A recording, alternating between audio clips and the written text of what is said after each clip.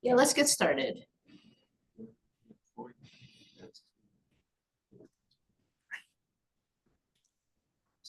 All right, hi everyone. If everyone can turn on their videos, that would be great. So we get to see everyone, and we're going to do some introductions in a bit. Hi. See Micah's in the car. Is it safe for you to be doing this in the car? I'm not driving, so I'll be fine. I was about to say, like, please don't be doing this and driving at the same time. I mean, it is a high flex class. Technically, you can be on top of a mountain while you're doing this, as long as you have reception, right? But please be safe.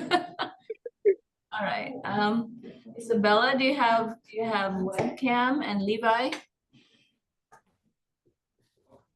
Laptop doesn't have camera. Okay. At some point, Oh, my bad. That was my nickname. My bad. okay. Wait, Juan. Levi. Levi is like a nickname. My apologies for that one. Juan Soto. Oh. Okay, hi Juan. Because I was like, I don't remember. I don't see Levi in my list. Yeah, my apologies for that one. It's just a nickname. That's all. Okay, good. So we're only missing 3 people then instead of 4. Juan is accounted for. Okay. Next time, Isabel says next time I will use a different computer that has a camera. Sorry, no worries. Okay. So let's get started. Hopefully those 3 other people will show up at some point. But hi. This is, what is today? The 27th. 365, VIS 365, Business of Visual Media. Okay, there's a lot of, before this class anyway, there were many students who graduated with a visual media degree and not really know what to do with it afterward, right? Maybe get a job, maybe freelance, but it's nice to kind of have a little bit more under your belt to kind of know, what do I do after this, right? How do I make money out of my talents? What if I want to freelance? What do I need? What if I want to become a business? What do I need? Right? So this is what this class is about, to kind of open your eyes to some more possibilities. If all you want to do is get a full-time job and work for another place, awesome, excellent. But you still kind of need to know other things, like how to negotiate for your salary, how to negotiate for certain things. You kind of need to know the industry from the business end of it, right? So this is what this class is about, and I hope that helps you out. I'm Anna Sheila Paul. Some of you already know who I am. I've had you in many classes. Some of you, this is the first time. And so hello for the first timers. I have been in the visual media field, graphic arts, media technologies, and visual media field for over 25 years now. It's actually more than that, but you stop counting, or you want to stop counting at a certain point so that nobody thinks you're too old. But I've worn many, many, many hats in this industry. As during introductions, you'll hear me say this again over and over. I've worn many hats, from CEO to founder of a company, to creative director, to art director, to artist, to 3D animator, to 2D animator, whatever, you name it, I've done it, right? Sometimes with the title, sometimes just doing it because there's no other people doing it, right?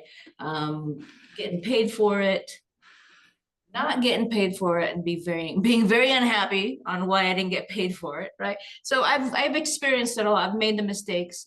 I've trusted people. I've not trusted people. I've done everything, right, that there is to do in this industry, and I've learned my lessons. And so hopefully I can impart some of this knowledge to you, and hopefully, because you're talented at this point, you got this far, right? You got the talent, you got the skills. So hopefully this class will teach you what to do with those skills and make money of some sort from these skills and talents, right? So let me Somebody came in, was it Cole? Yeah. All right, I remembered letting somebody in. Was that you, Cole? Yeah. Okay, so turn off your audio, your microphone and speaker. I did. Or, There's something. oh, it undid both at the same time. Okay, no worries. No word echo, right? Okay, so with that introduction, I would like to get to know everyone too, even if I've met you and people already know you.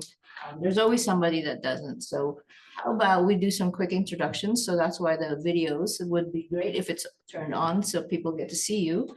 I'm going to go with, I'm gonna go with what's up here. I have two computers. Sometimes I go with on my laptop and sometimes I go with the teacher station. So Hazi, the next one up. I'm Hazi. This is my last 2 semesters. I get the bachelor's in media. I guess.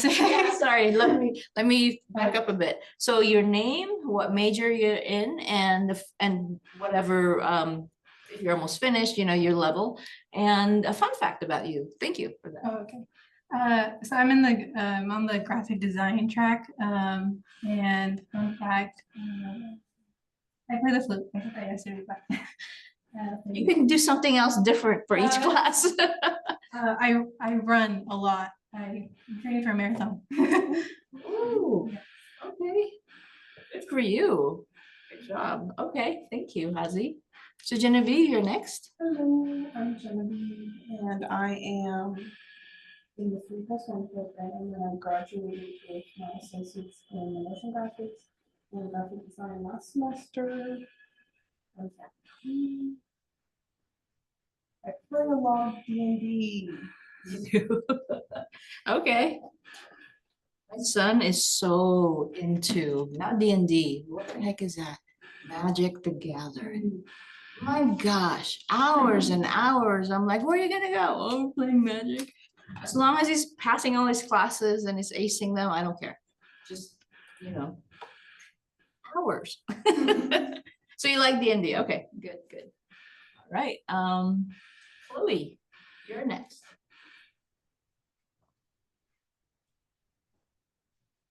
I can't hear you. Just turn on your microphone, lower left side of the Zoom screen. There you go. Sorry, I had to enable it for my computer. I'm Chloe. I'm graduating in May with my bachelor's. And a fun fact about me, I like to paint. Like the what? I like to paint. It's okay, awesome. So what track are you in? Just the like visual arts and media. Any like specific thing, or you're in the 3+1? Yeah. Oh, okay. All right, good to know. Thank you, Chloe. So next one is Ian. Hi, everybody. My name's Ian Fetterman. I finished my first years at CSM with my AA degree, and now I'm finishing my last 2 years at Nevada State. Fun fact about me is that I love to voice act. I'm friends with I want to be a voice actor as my career, and I'm friends with a couple. And I also love to like read like comics, like watch like animations, so on, etc. So which track you're in? Are you in? Which track? Track? Yeah. What again? I'm sorry. Are you into animation? Oh Are you yeah. graphic design? I love animation, like drawing, and like American cartoons, like anime. Okay. So like stuff like that. All right. So for everyone, when you get to your VIS 490, your senior projects, whoever needs voice actor. Oh yeah, you got one. You have one already. So if you need his talents. I'll put just a side note. I'll put a couple people voice actors I'm friends with in the chat, so you can like look them up and like see the work they do and all that. Great, okay. So nice. Or for anyone doing video or anything to do with voice acting. Excellent. Yeah. Thank you, Ian. No problem. So Jacob, you're next. Can you hear me? Yes. Okay. My name is Jacob. This is my first year at NSU, and a fun fact about me is I like making dioramas. Dioramas, you said? Mhm. Okay. That's cool. Do you have one right now? I can grab one real quick.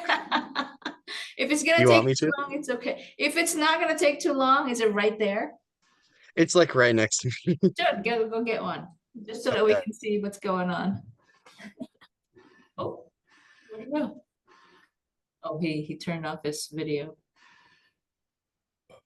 Yeah, those things are interesting. That's why I wanted to see one. Sorry, you guys.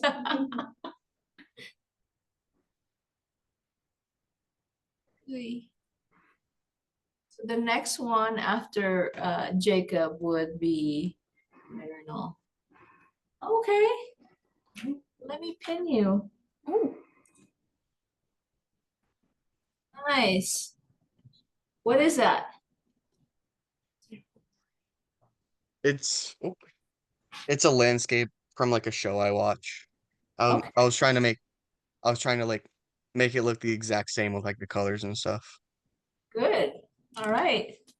Okay, thank you very much. Good job. Maybe in another, if you take another one of my classes, you can do like it's some mixed media, but that's for another class.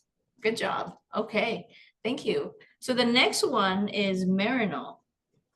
Hello, my name is Marinol. I am part of the 3+1 program in motion graphics. And a little fun fact about me is that I like to post animatics and my drawings on YouTube. Okay. Yay. Maybe one day we get to, you know what, why don't you put it up on the chat? Alright. Yeah, so we can just check it out. Everybody here comes with their talents already. How awesome. Thank you, Marinol. Yeah, just put it up in the chat. Nancy, you're next. Hi, I'm Nancy. I'm also part of the 3+1 program for graphic design and a little bit of web design. A fun fact about me is I have so many hobbies. I think I should just do a hobby for each class. My recent one is chainmail. Chainmail. Yeah, But isn't that, like medieval ages. oh, that kind of chainmail. I Yeah. thought you meant like mail as in like, if you don't send this. I can make it a hobby. I was about to say no. All right, good, chainmail.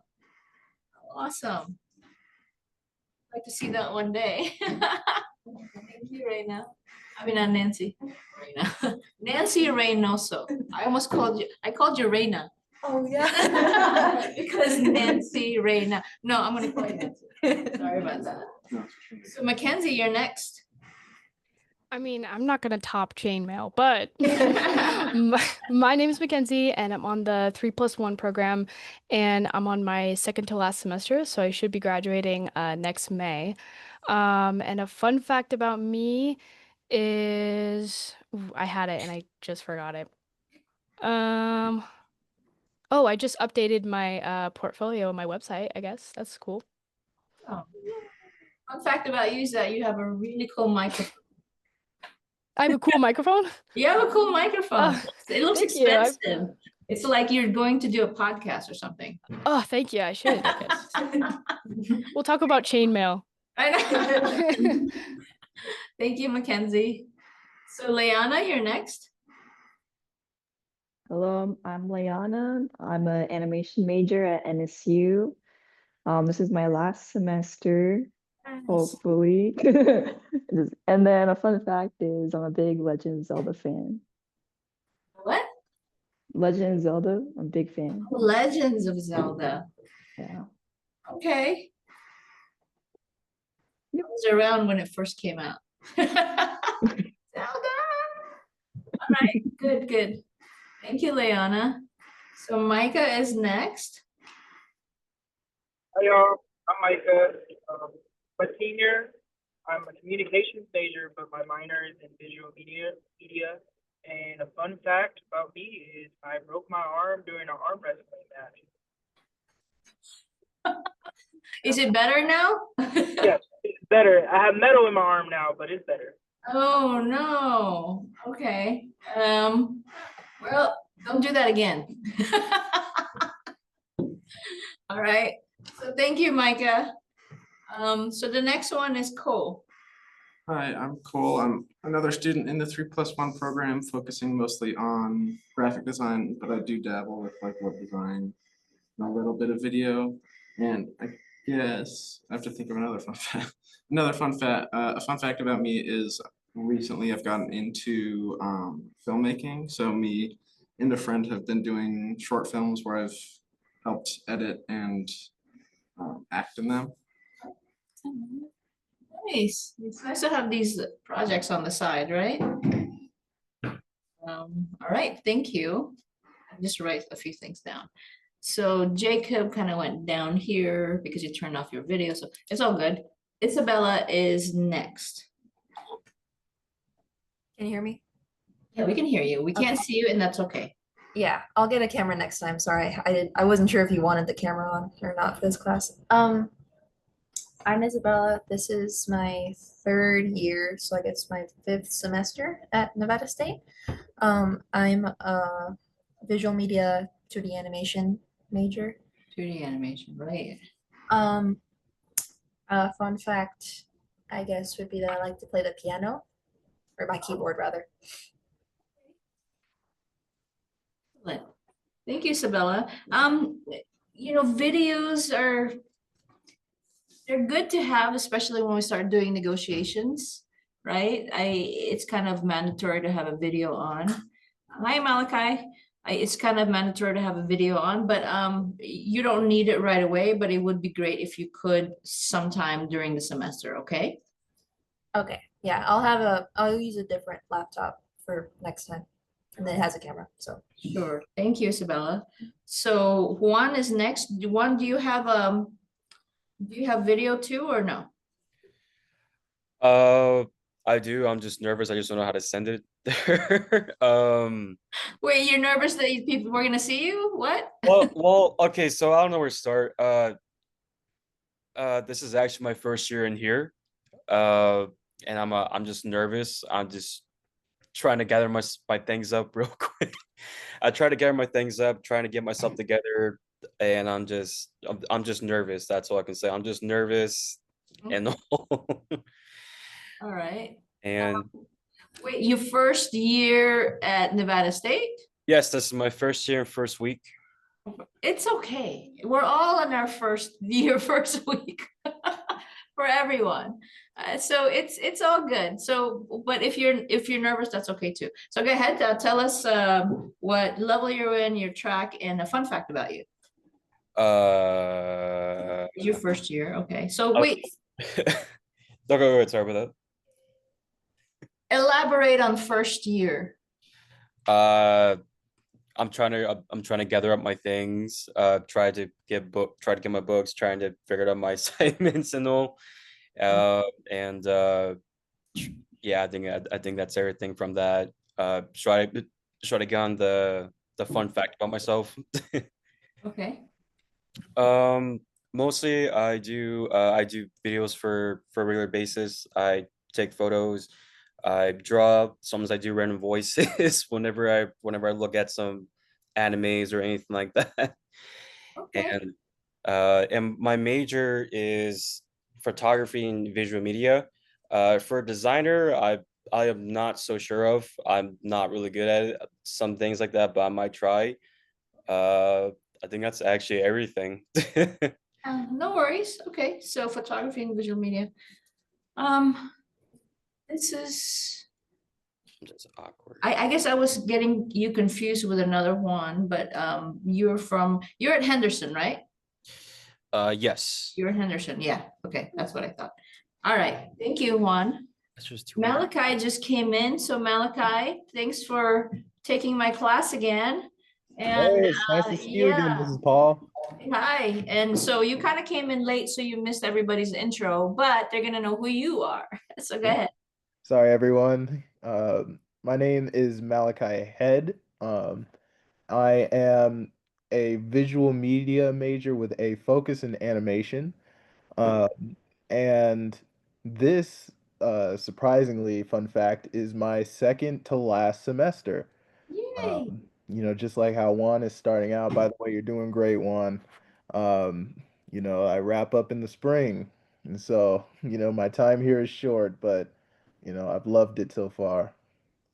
Okay. Fun fact, Malachi, if you have one. Oh yeah. You. Yeah. I just saw Superman recently and I loved it. It was good. I saw that too. That was pretty good.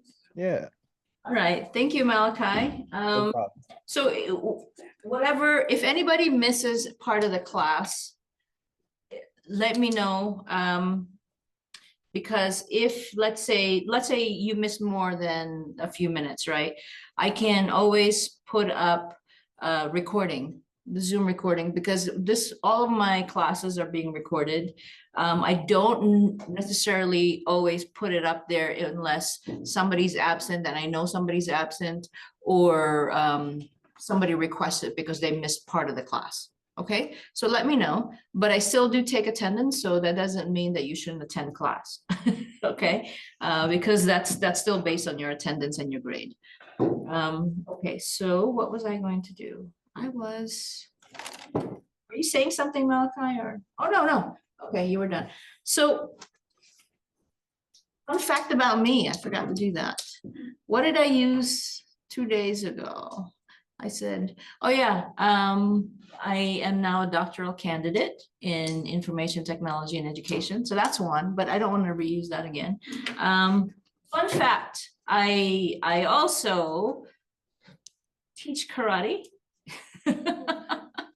I've been teaching karate for a while now. In fact, I'm teaching with TMCC Epic. It has nothing to do with what I do here, right? And last night we had 11 students. So I was really happy about that. And then we're going to turn it into a karate club, which means any TMCC student can take it for free. Yay! We should have more students then. So let's do it. Tomorrow I'll use another fun fact. So anyway, if you're interested in karate, let me know. I've been practicing it since 1993. Older than you guys.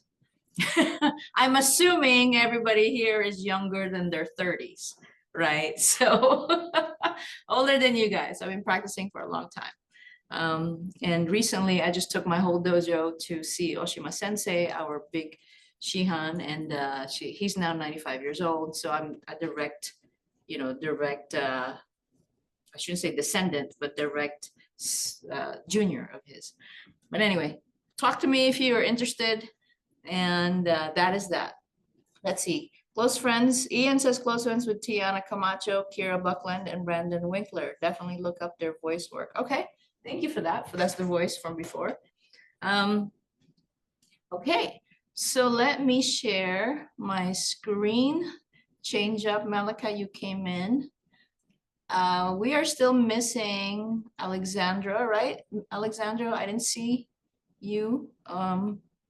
And we are missing also Kevin today. That's okay. So you would have already read the homepage.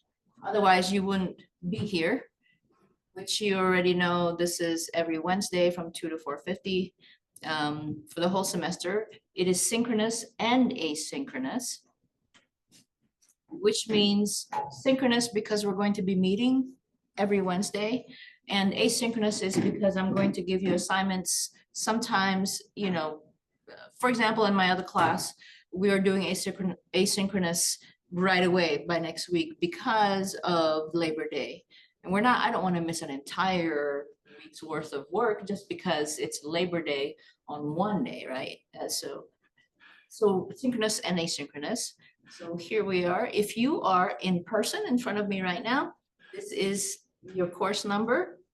I hope you're in the right class. I'm pretty sure you're in the right class. And then the online people, the Zoom people are 82982. Okay, here's my information. You can contact me through the inbox through here. You can contact me through email. You can call my office phone.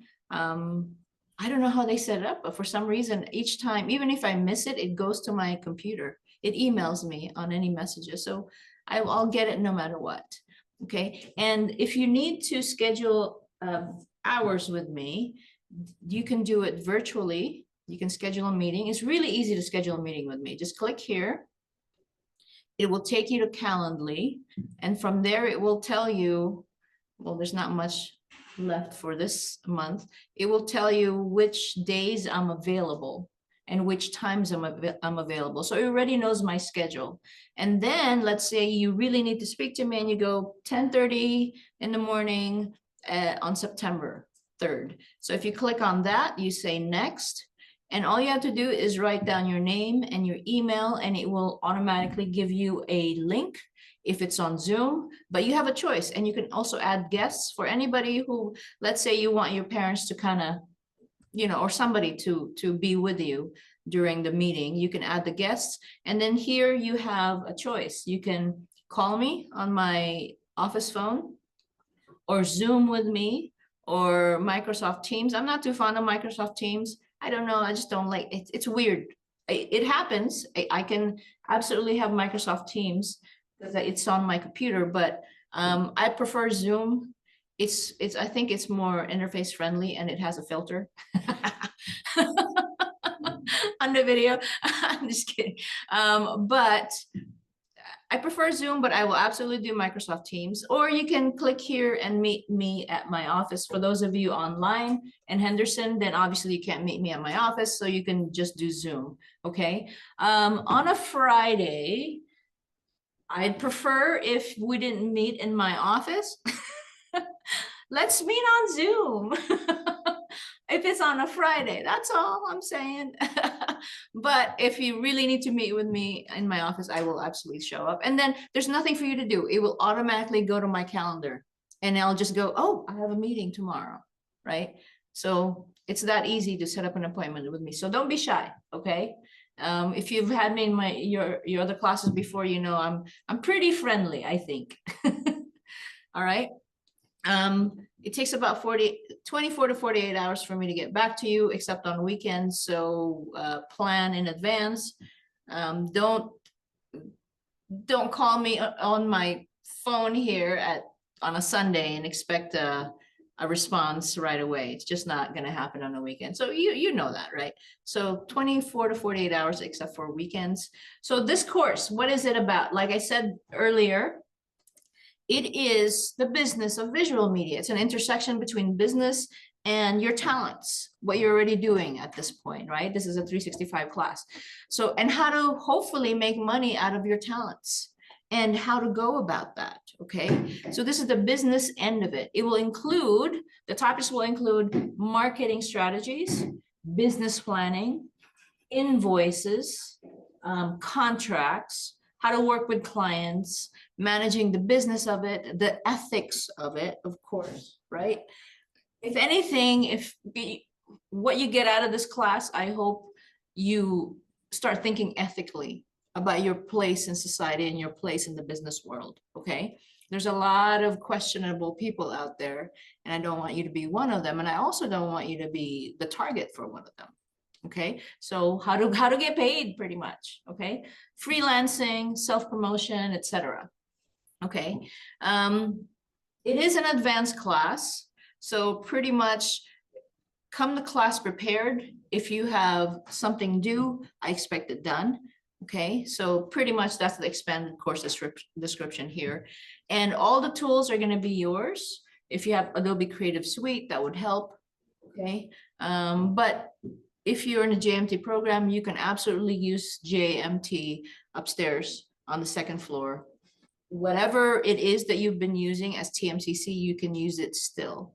That is part of our partnership. Even though now you're Nevada State University, our partnership is they will provide to you what they've been providing to you. So use a laser cutter, use whatever you need, use a printer. X-Acto knives, whatever it is that they offer, okay? There are 2 required textbooks, and shamefully, I told myself, oh, it's at work. And then I got to work and I realized, oh, it's at home. I'm so sorry, but it looks like this. AIGA Professional Practices, 2nd edition. Some of you told me, like Hazy told me that it's out of stock at it's out of stock at the NSU. Oh, there it is. Oh, Yay. Can I actually let's how about the big book? Do you have the big book also? No. Okay, so can I have that real quick? I'm going to show it to everyone. And then the graphic design.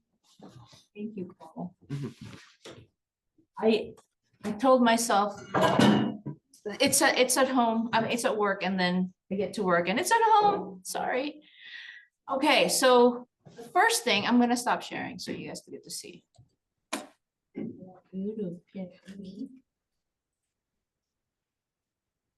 This is the smaller book. Okay. This is the smaller book. Okay, this is the Professional Practices in Graphic Design. It is old, so you might have a hard time finding it, but if you go to like thrift books or something, it's there. So it should be no problem. And don't worry about it being old and having highlights like this one. It's just a good reference. Okay, so please get this one. And then, thank you, Cole. And then the second one is the one that constantly changes, and it is. I'm just gonna grab it because I'll forget. Yeah, thank you. This one, $5.40. Ah, I did not know that. Okay. This is the 16th edition over here. 16th edition. I do want you to have the latest, greatest. Unfortunately, the 17th edition is going to come out in November. Once class is almost done. So we do need it for class, unfortunately. So I do want you to get it, the 16th edition, but apparently they're $5.40. So go grab them used. Okay. But after this, well, not after this class, during this class, sometime in November, if you can, please get the 17th edition. You can pre-order it. It's going to be more expensive, of course, right? But get the 16th edition first, because we do need it for this class, okay? And that's what it looks like. It has all kinds of pricing. It's really what's important, pricing and ethical guide. And then now you see why it changes, right? Because the pricing changes and the guidelines change. But it's an awesome book. Okay, I'll bring it next time. So it's at home. As you can see, there's many different ones. This is the 17th edition coming up. You have to pre-order it. So that's what it looks like by November. But right now, this is what we need. Okay, so please get that. Course learning outcomes. You're going to create legally binding contracts relating to work with clients. We'll have all kinds of examples for that. You're going to develop marketing and self-promotion strategies for a business that you're going to set up. And we're going to research and create a report of various rules and regulations, both nationally, regionally, and locally, that relates to ethics within the business. And here are the course objectives. You're going to examine historical and current business practices. You're going to develop skills and knowledge for the business, and you're going to reinforce the ethical business practices. So course activities, assessments, read that on your own. But here's the outline. So there's 3 units, sorry. 3 units for this class. The first one is the business itself. The legal structure. It looks like a lot. It is, but it's something to really think about, right? Legal structures, establishing your business, principles. Some of these things we're going to really dive in deeper. Some of them we're just kind of, scroll through, but we're going to know about them, right? Legal structures, establishing your business, Principles of firm design for management, due diligence, what is that? Contracts, how to think like a lawyer, pricing and setting fees, when to lawyer up, insurance basics, work made for hire, copyrights, licensing and royalties, etc. And marketing, all kinds of marketing. And then ethics and the guidelines, professional issues, ethical standards, legal issues, etc. Okay. One of my former students told me once, he said, you know what, Ms. Paul, this is like broccoli. I'm like, what? What do you mean broccoli? He's like, nobody really likes it, but it's really helpful. It's really good for you. It's good for you, you guys. This is broccoli. This class is broccoli. It's not steak. It's not butter, but you need it for your health of your industry, I suppose, right? The health of your pocketbook. Let's just call it that way. Okay, so pay attention, please. Also, this class to me, it's really necessary. I really think that I don't want you guys to go out into the world and then be lost and then be taken advantage of. And somebody goes, I hate this part when somebody goes, you know, do this for promotion and exposure. What? Your time is valuable. How long have you been in school? Some of you, it's, you know, a little bit longer than others. But come on now, get paid for it. You know what I mean? Somebody's out there is going to try to take advantage of you. So hopefully this class will open up your eyes and go, oh, okay. Even if you don't know that much about it, you're going to know something about it, okay? Something about contracts. You're not a lawyer, right? We're not going to go through the contracts like you're a lawyer. But you should know what's in a contract, right? Some wordings in a contract. And also, this class is very binary. Either you know it or you don't. For those of you who have taken my other classes, there's a little bit more play, right? This is what you think of it. This is your talents, and this is your creation. This is your applied techniques, right? So the grading there is very different. The grading there is the effort and the presentation and the skills and the talent, et cetera, et cetera. Here, the grading is going to be different. You know it or you don't. So it's very binary. And so you're going to have tests, right?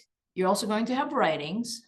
You're also going to have some visuals. So it's a combination of all those things. So just letting you know in advance, okay?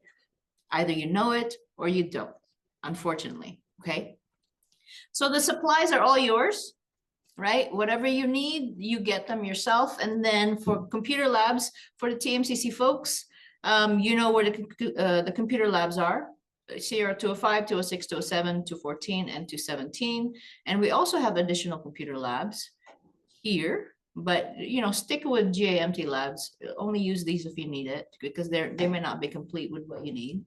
For the NSU folks, we have the VIS computer labs. RSC is open a few times, and we'll get into the module because Adam already sent me the schedule for RSC 309, but there's also RSC Studio, Dawson 100, Dawson 107. You're going to need a Scorpion card for all of them. I'm assuming it's the same, right? And the good thing is you can borrow technology. Did you guys know that? You can borrow technology at the library. If you click here on borrow technology, you can borrow it for the whole semester. I don't know, do we have that here at TMCC?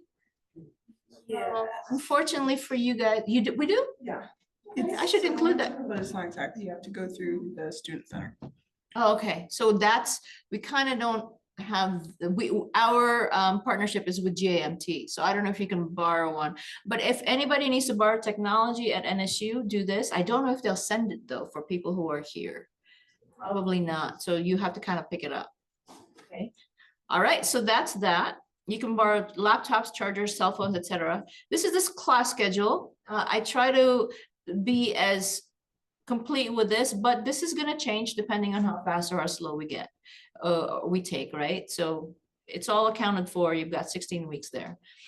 We'll go through it one at a time. I mean, every week. So for those of you who are not here and hopefully watching this recording, you need to participate this week. Otherwise, you get booted out. You all know this, right? You get booted out. It's not just NSU, TMCC does the same thing. So for those absent people, I hope I'm going to put this up and I hope you're watching this sometime during the weekend. You need to participate. Otherwise, you get booted out. So late work.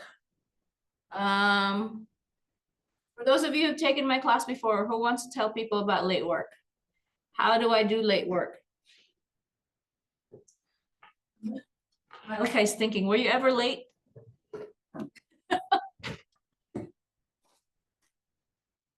No takers? All right, so this is how it goes. Let's say something is due to next week, and then you miss it. It becomes an automatic 0. Okay, right away it becomes a 0. However, you can turn it in late. So when you turn it in late, it stays a 0 until I change the grade. That means you got to wait a little bit. You gotta sweat a little bit, and I'm okay with that. Don't be late then, right? So you gotta sweat a little bit, and then when I change it, it changes to 10% penalty per day that you were late before you submitted it in. So let's say it's 100% because it was just such an awesome work, right? 100%, it's gonna be 90. But most of the time, you know, not everyone's gonna get 100%. So let's say you get an 80, it's gonna be a 70. So that's not good. God forbid it's a 70, then it becomes a 60. That's even worse. So please don't be late with your work, okay? And there, you know, it sounds strict, but there's a little bit of way around that, which is turn it in on time, and then you have a week to redo it.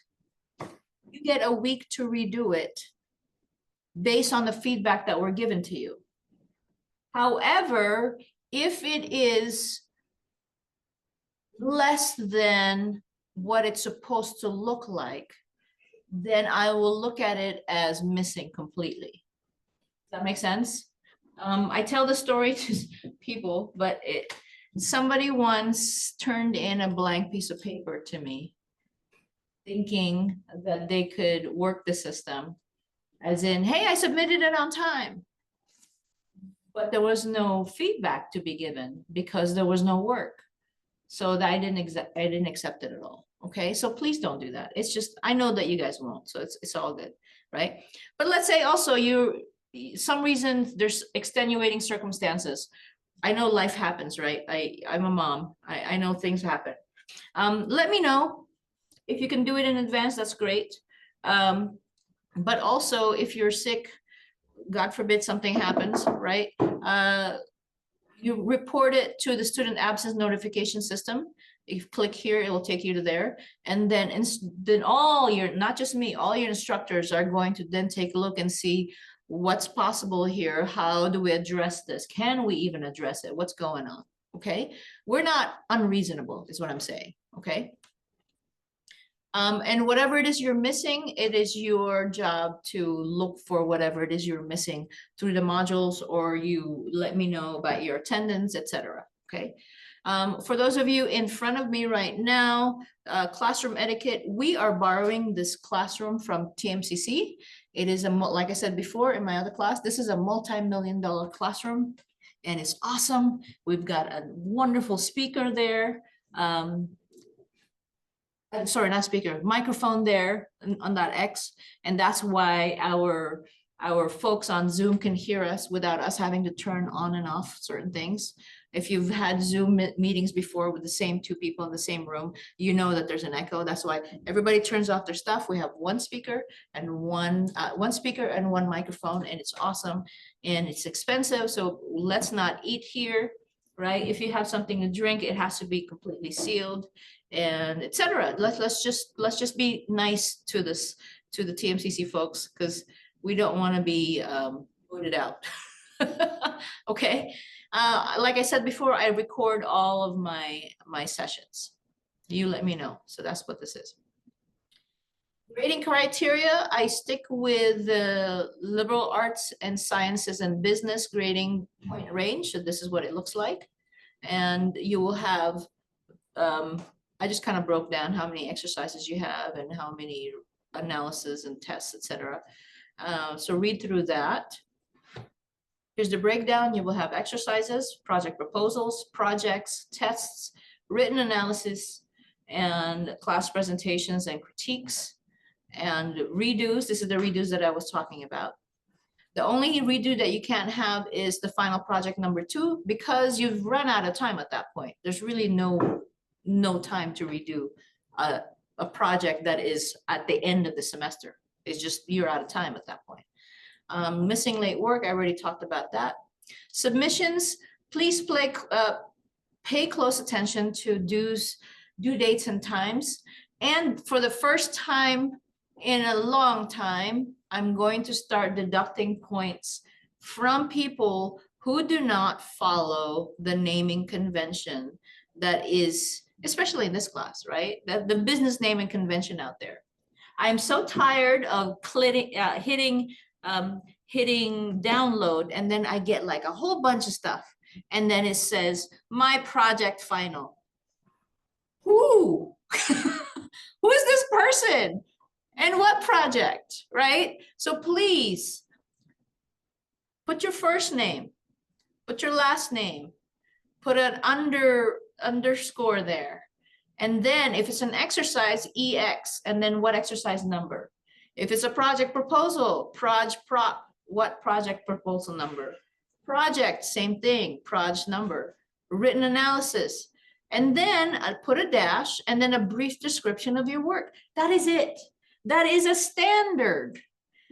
How many times have I seen that? And this is from like as recently as last semester. So now failure to not follow this naming format will result in points taken off from the assignment, period. I'm just not going to put up with it anymore. I'm sorry. At this level, at a 400, 300 level, I'm not doing it anymore. Okay, it's on you guys, especially at a business of visual media. You think your client's going to want to receive, you know, my project final? No, you guys. So let's not do that anymore. Okay. D grades, if you get anything lower than a C-, you do have to repeat this class. It is not a prerequisite, so you can keep taking whatever class you need, but you do have to repeat this class. So please don't get anything lower than a C-. AI policy. We are banning Grammarly and DeepSeek AI at NSU. Please don't use it at all. For me, for this course, here are, I outlined what I want from you guys, what I'm accepting from you, and what I'm not accepting from you. I am not allowing you guys to do, to use AI for full essays. Please don't do that.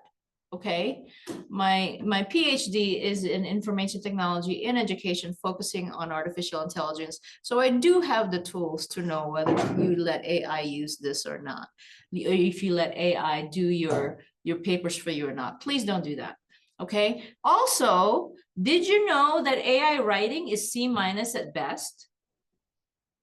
It's not as good as people think it is. It really isn't. You are the subject matter experts. You have been in this field for a long time, at least learning about it. You're the subject matter experts. You know more than AI, okay? Your input is training AI. So please don't rely on AI, especially to write full essays. To ask questions, absolutely, why not, right? So we'll talk about what's acceptable and what's not. Okay, I don't want you to have AI summarize or paraphrase the source materials for you. You write better than AI, trust me. I don't want you to generate answers for quizzes for them. In fact, we use Honor Lock.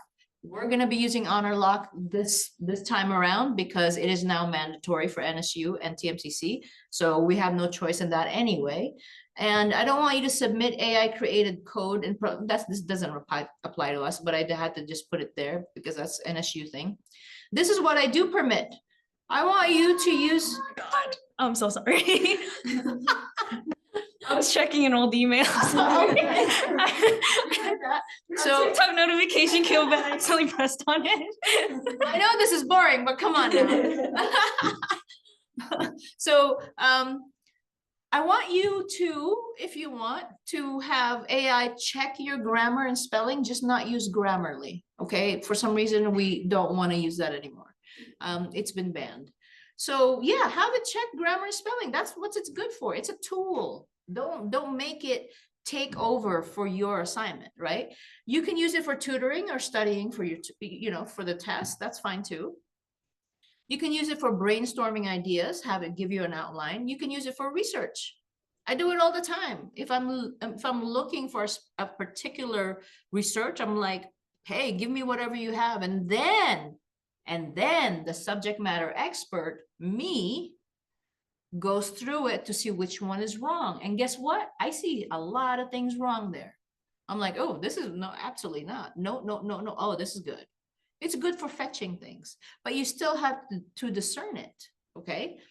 And then for this class only, you can create images for presentations. That is it, okay? I'm allowing it. For my other classes, I'm not allowing it because the other classes are applied, right? That means it's your work. Don't let AI create it for you. But in this class, because it's a business of visual media, right? There's in business world, you will have something really quick to show to a client. You can use AI for that. A guy thinking, okay, let's go use that one. A person with a baby, or whatever, right? For this class, I am okay with it. But give it attribution, give it AI citation, give it what it's due, right? And if you are not sure, please talk to me, okay? And if you are going to use AI, give it a citing, give it a citation. And this is how you do an MLA style. This is how you put it under works cited. You put your text in quotes, and then you say prompt, because that was your prompt, right? Your text prompt in quotes, sorry, and then put prompt right next to it. If it's ChatGPT, say ChatGPT.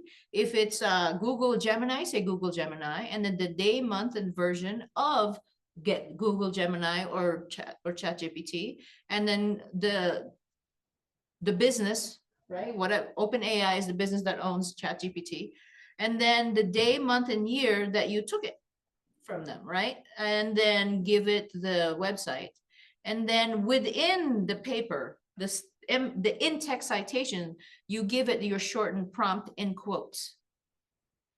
Does that make sense? In parentheses. Okay. If you misuse AI, it's not a good thing. I don't want anybody here getting expelled. I don't want anybody here getting an F, but that's what's going to happen if you misuse AI. If you don't follow per class, it's different per class too. If you don't follow what you're supposed to do with it, okay? And I really don't want to give anybody an F. Have I given people Fs before? Absolutely. Okay, I'm not shy about that. But I don't want to. Please don't. Okay? I don't want to. Micah, you're home. You're somewhere. You're not driving. That's good. Stay safe. Made it home. Good. Additional information. This is technical difficulties. Okay, if you have a problem, I can't help you with problems, but call this number, press 2 after the prompt, and then they can hopefully help you with whatever, because right, you might be doing this outside of class. So that's that. And then the rest, read on your own. Any questions so far with the syllabus? We're going to take a break in a little bit, but any questions? Oh, okay. So if there are announcements, you'll see it here. You probably don't have it on right now because I don't have any announcements. My announcement really was in the homepage, right? But you will see it when it needs it, when this class needs it. Everything is through modules. I use modules in a weekly chunk, weekly unit. Okay, so you see it here, week 1, week 2. So if there's something during this week that you didn't do, just look at it and say, okay, I'm missing it. Okay, please do it. Okay, Week 1, week 2, all the way to week 16, you won't see it because I've turned off the items. But the first one here is ask and ye shall receive. Well, we'll try. And what that is if it's not for me and if it's just for the whole class because you have a question, please click here and treat this as if it's a whole semester chat. Okay, some of your classmates might be able to answer it. Once in a while, I'll browse through this, but it's really for your classmates. Okay, I'll browse through it, see if there's something I can answer, but it's really for each other. But please, you know, and do it in accordance with the NSU Student Code of Conduct. Be nice to each other. No, just be nice is what I'm saying. Okay, I don't need to say that, but I'm doing it anyway. Be nice to each other through the Code of Conduct. Or if it's for me, you know how to reach me, right? But this would be it. And then hopefully somebody can see it and then answer you back. And this is the NSU, this is for NSU people and Henderson people, not the ones here at TMCC. I don't have the lab times yet at TMCC. Yeah, usually Ron gives it to me the week after. But this is for the NSU folks. I put it up there. And so as soon as I find out from TMCC, from Ron, I will put it up here, okay?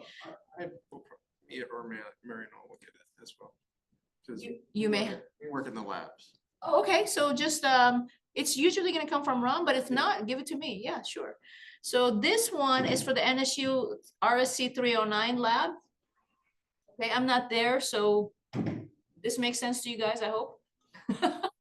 Okay, and then here is if you need to borrow any anything from NSU at all. This is a checkout policy. It hasn't changed since last year. Okay, so I'm just putting it up there. And as you see, every week has a what to do week 1, 2, 3, 4, all the way to 16. Because I'm pretty thorough, and hopefully this will help you guys out. It's always better to have a thorough instructor than somebody who's scatterbrained, I think. The downside is I give you more than you need, which is okay. So what to do week 1? This is what we're doing now. Hopefully you read the home message before you came here. We got familiarized with the syllabus. Ask me questions if you have it. Get your required textbooks as soon as possible. I'll bring mine in starting next week. Now that I know it's at home, and when I was at home, I was thinking it's at work. So sorry about that. And you are now here in class today. We did introductions, syllabus, classroom, and questionnaire. Ooh, let's do the questionnaire after this, okay? No, you know what? Unfortunately, we had to do everything through honor lock. So you do have to do the questionnaire outside of class time now, because now you got to do Marinol just rolled her eyes. She hates honor lock. Everybody hates honor lock. I'm sorry, you guys. We gotta go through honor lock. You hate it? Oh, so much. I'm so sorry. I used to just, you know what? The test used to just be me looking at you with your videos and me discerning what's happening. It's just, it is what it is. Every single quiz, even if it's just a questionnaire, is going to go through honor lock. And the thing is, for questionnaires, I have them not record you. So I'm like, don't proctor it, just go through it and don't proctor it. But with tests, because like I said, this is binary, we have tests in this class, you're gonna have to go through the whole thing. They're gonna record you. You go through, I don't know. It's just, it's a lot. Just do it. So with your other class, I did I forget which one it was, but you turned off right click availability in the test. I did. You turn that back on, because my spelling is not it. As a dyslexic person, it's bad, and it doesn't let me do spell check on it. Which one? In honor lock? Yeah. I did? I didn't turn on any right click availability. It's just like, it's the default. I guess I gotta look. Yeah, because okay, let me write that down. This is all new to me, by the way. And I'm glad you're telling me, because this is all new to me. And I'm sorry, my computer just died. It's okay. We still have this one. So we'll use this one. One more thing. So Uh-huh. when something goes wrong and like their chat bubble pops up, the test timer keeps going. So maybe add like a little, if you have like a timed exam or something, just like do an extra amount of time in case like the people want to harass you on the other side of the screen. Okay, I think what I'll do for real tests, because the others are just like, I will give it like as long as maybe like 2 hours or something. Okay, timed exam 2 hours. So tell me again what that is that you wanted me to do. So- 'Cause I didn't do anything. Yeah. All I did was do exactly what they said. So I'm pretty sure in the accessibilities and like rules of the exam, you're able to change what the student can do on their computer. Okay, And there's probably a section where it allows right click and doesn't allow right click.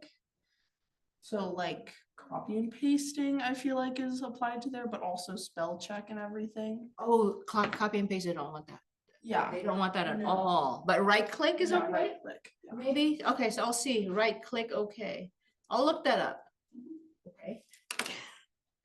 We're all learning this, and unfortunately, it is what it is. They are very strict about that now. In fact, we had to take classes on how to use it. Isn't that weird?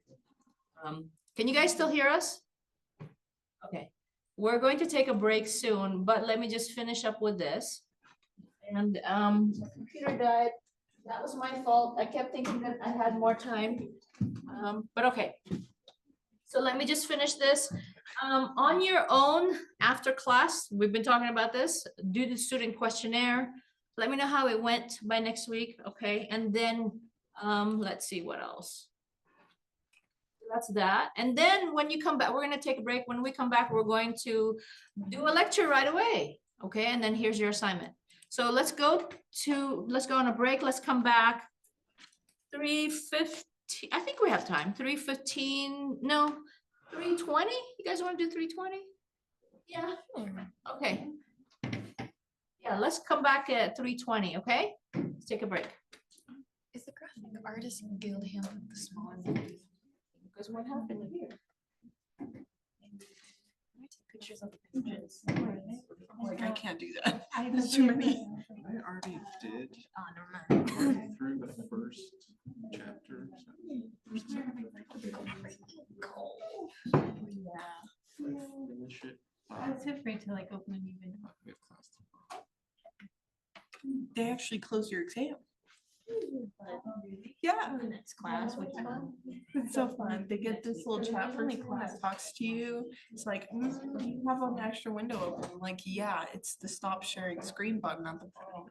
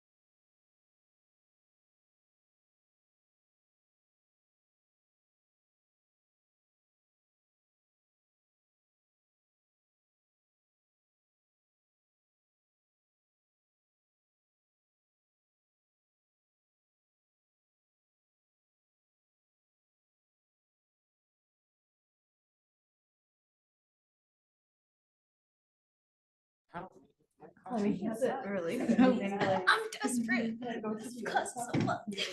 Hi, everyone. Can you hear us on Zoom? Can you hear us on Zoom? Yes? Yes, okay. Yeah, we can hear you. Hi. Mhm. I just got back online on my laptop. So it got weird for a little bit. Let me in and It's technical stuff, but I am getting back in there. It doesn't matter though, because I also have the teacher station, but I like to have both. Just to get, there we are. I thought it was like. Just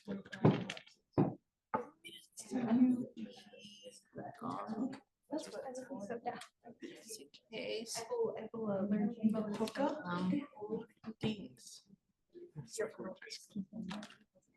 So built-in microphone is working and Elmo PX30 is good. All right, we're back in business. Woohoo! Just in time too. Okay. So let me get the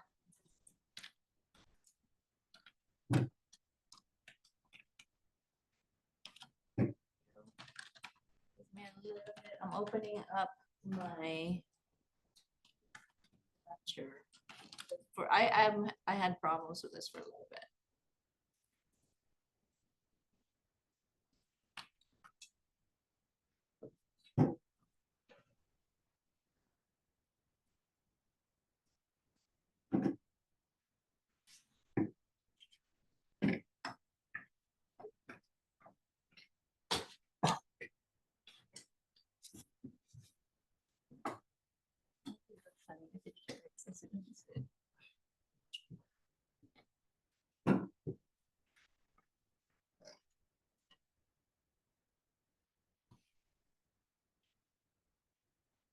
Sure, no, I just want to make sure. And it's the same one here too. Okay, so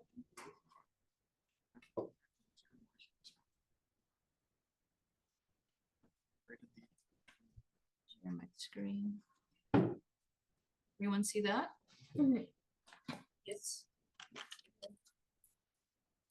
Okay, here is.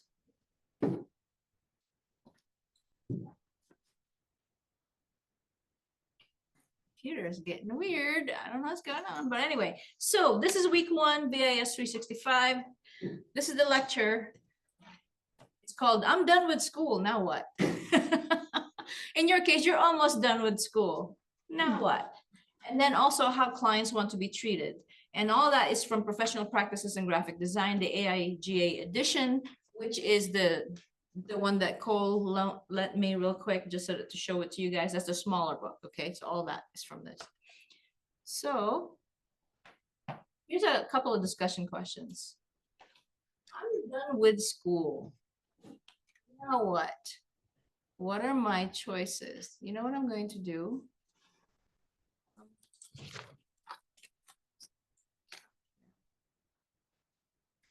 Whoa.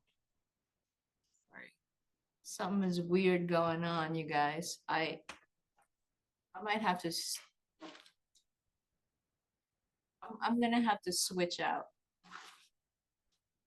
You guys don't see it, but my cursor was doing this. Let me stop sharing. And let me share a document instead, a whiteboard.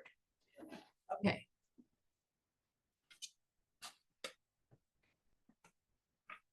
So let me do this.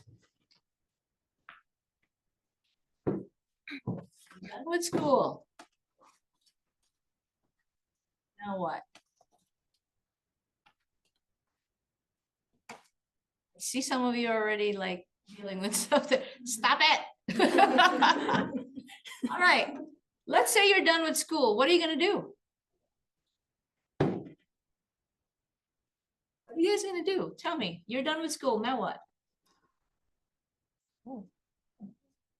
Apply for jobs. find connections for jobs. Apply for a job. Okay, yeah, you know what? That is fine too. Move away from Vegas. Away from Vegas. Hey, stop drawing on my thing. Whoever did that, undo it. Move away from It Vegas. was an accident. I'm trying to figure out how I did that. I give you guys a little bit of freedom and chaos happens. Come on now. It's like giving Another summer. Oh, there we go. I figured it out. So move away from Vegas. That's fine too. What else? Move to Burbank and become a voice actor.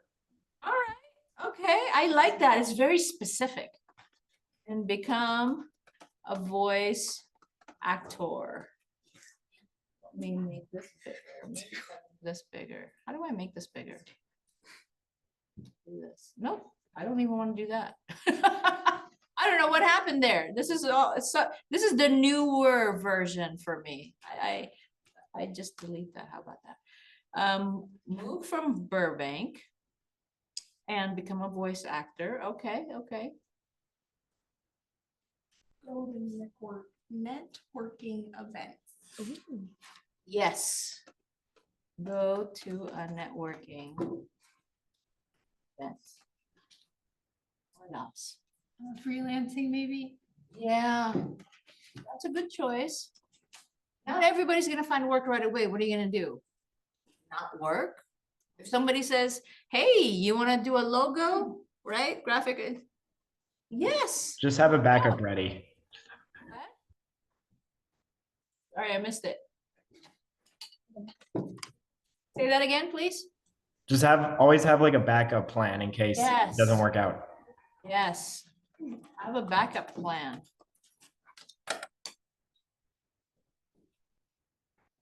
Graduate school. Graduate school, that's, you know what? Why not? Absolutely. In fact, when I first graduated back in the 90s, it was, you know how the economy goes up and down and up and down. At that point, it was down. And I was like, well, what am I gonna do? I went back to school, got my master's degree. It was the best decision I made. Okay. It might not be the best decision for you, but at that time in that economy, it was the best decision I made. And I got a degree in it was computer art and animation at the School of Visual Arts in New York City.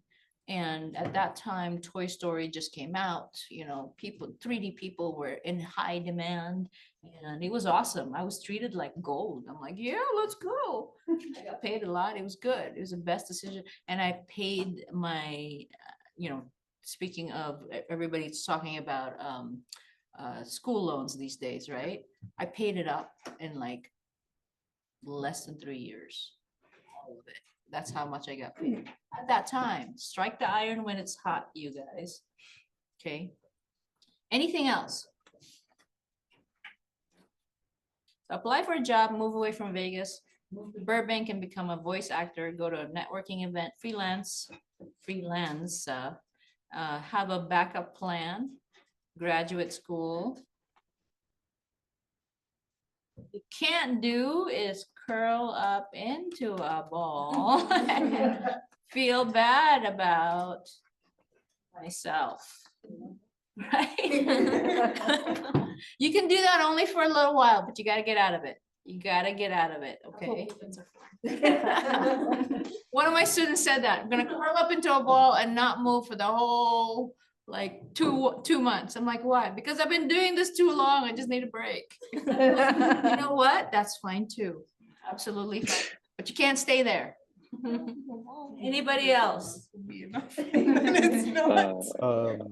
Look for apply for an internship, some sort of visual media, major company. Yes. In a major media company. That's a good plan. That's a very good plan. Anybody else? This is all good. This is all good. Okay, these are plans. Let's see. Nothing else? That's fine. So these are all good, okay? Apply for a job. If you get a job, God bless, keep it, right? We don't know how long it's gonna be there though, because the economy is the way it is.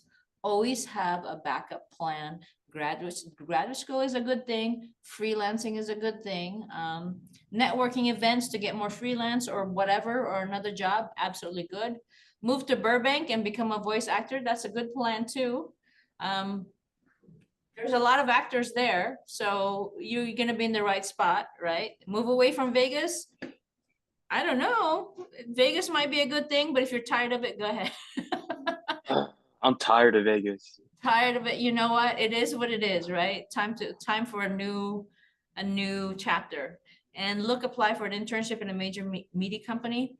Hopefully you can get that while you're in school, but if you do it after school, that's fine too. I had a student that went for internship at Disney after he already graduated, and that that works too, whichever one, right?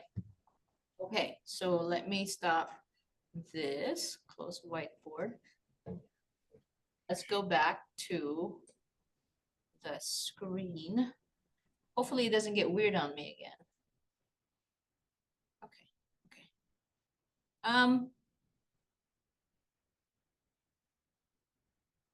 What's going on? Is it? All right, so that was one of the questions. The next one is, what if I want to freelance, start a business, or work for myself? Are you ready? Let's be honest. After this, before this class, let's say you never had this class and you graduate tomorrow, right? Nothing has changed except for you now have more skills to do whatever it is you're doing. You're in school to develop your skills to be whatever it is that you want to be, right? An animator, graphic art designer, right? Whatever it is. Are you ready? Would you know what to do? Do you know how much to charge? I asked ChatGPT. You know what? It's good for something. It's good for something. Absolutely. Ask ChatGPT. But remember, you're supposed to be the subject matter expert. ChatGPT is not the subject matter expert, right? You are. You tell it what to do. It should be that, not the other way around. Okay. So here's another question, just on the other side of the coin. Why, let's say you have a client and you don't know what to do with them. You got a client, wonderful. Somehow, miraculously, you got yourself a client and they paid you, and then it's done. And then why do they leave? Do you know why did they leave? Is it like a breakup? Feels like it might, right? But unless we know the business that we're in, we don't really know why they leave, right? Or what's a good time to leave? Could be the other way around. You might be like, I'm done with this guy or with this woman, right? Or whatever. So this is a class that's kind of lays out a few things for you, and hopefully it'll be okay, right? When is it good to lose a client? The other side of the coin. We had to let go of a client recently, 2 months ago. It was necessary. It was us. Okay. When is it a good time to lose a client? Right? When money's flowing, you kind of don't want to. But sometimes there's just some things you gotta call it quits. So think of this, okay? We're not gonna have answers right now.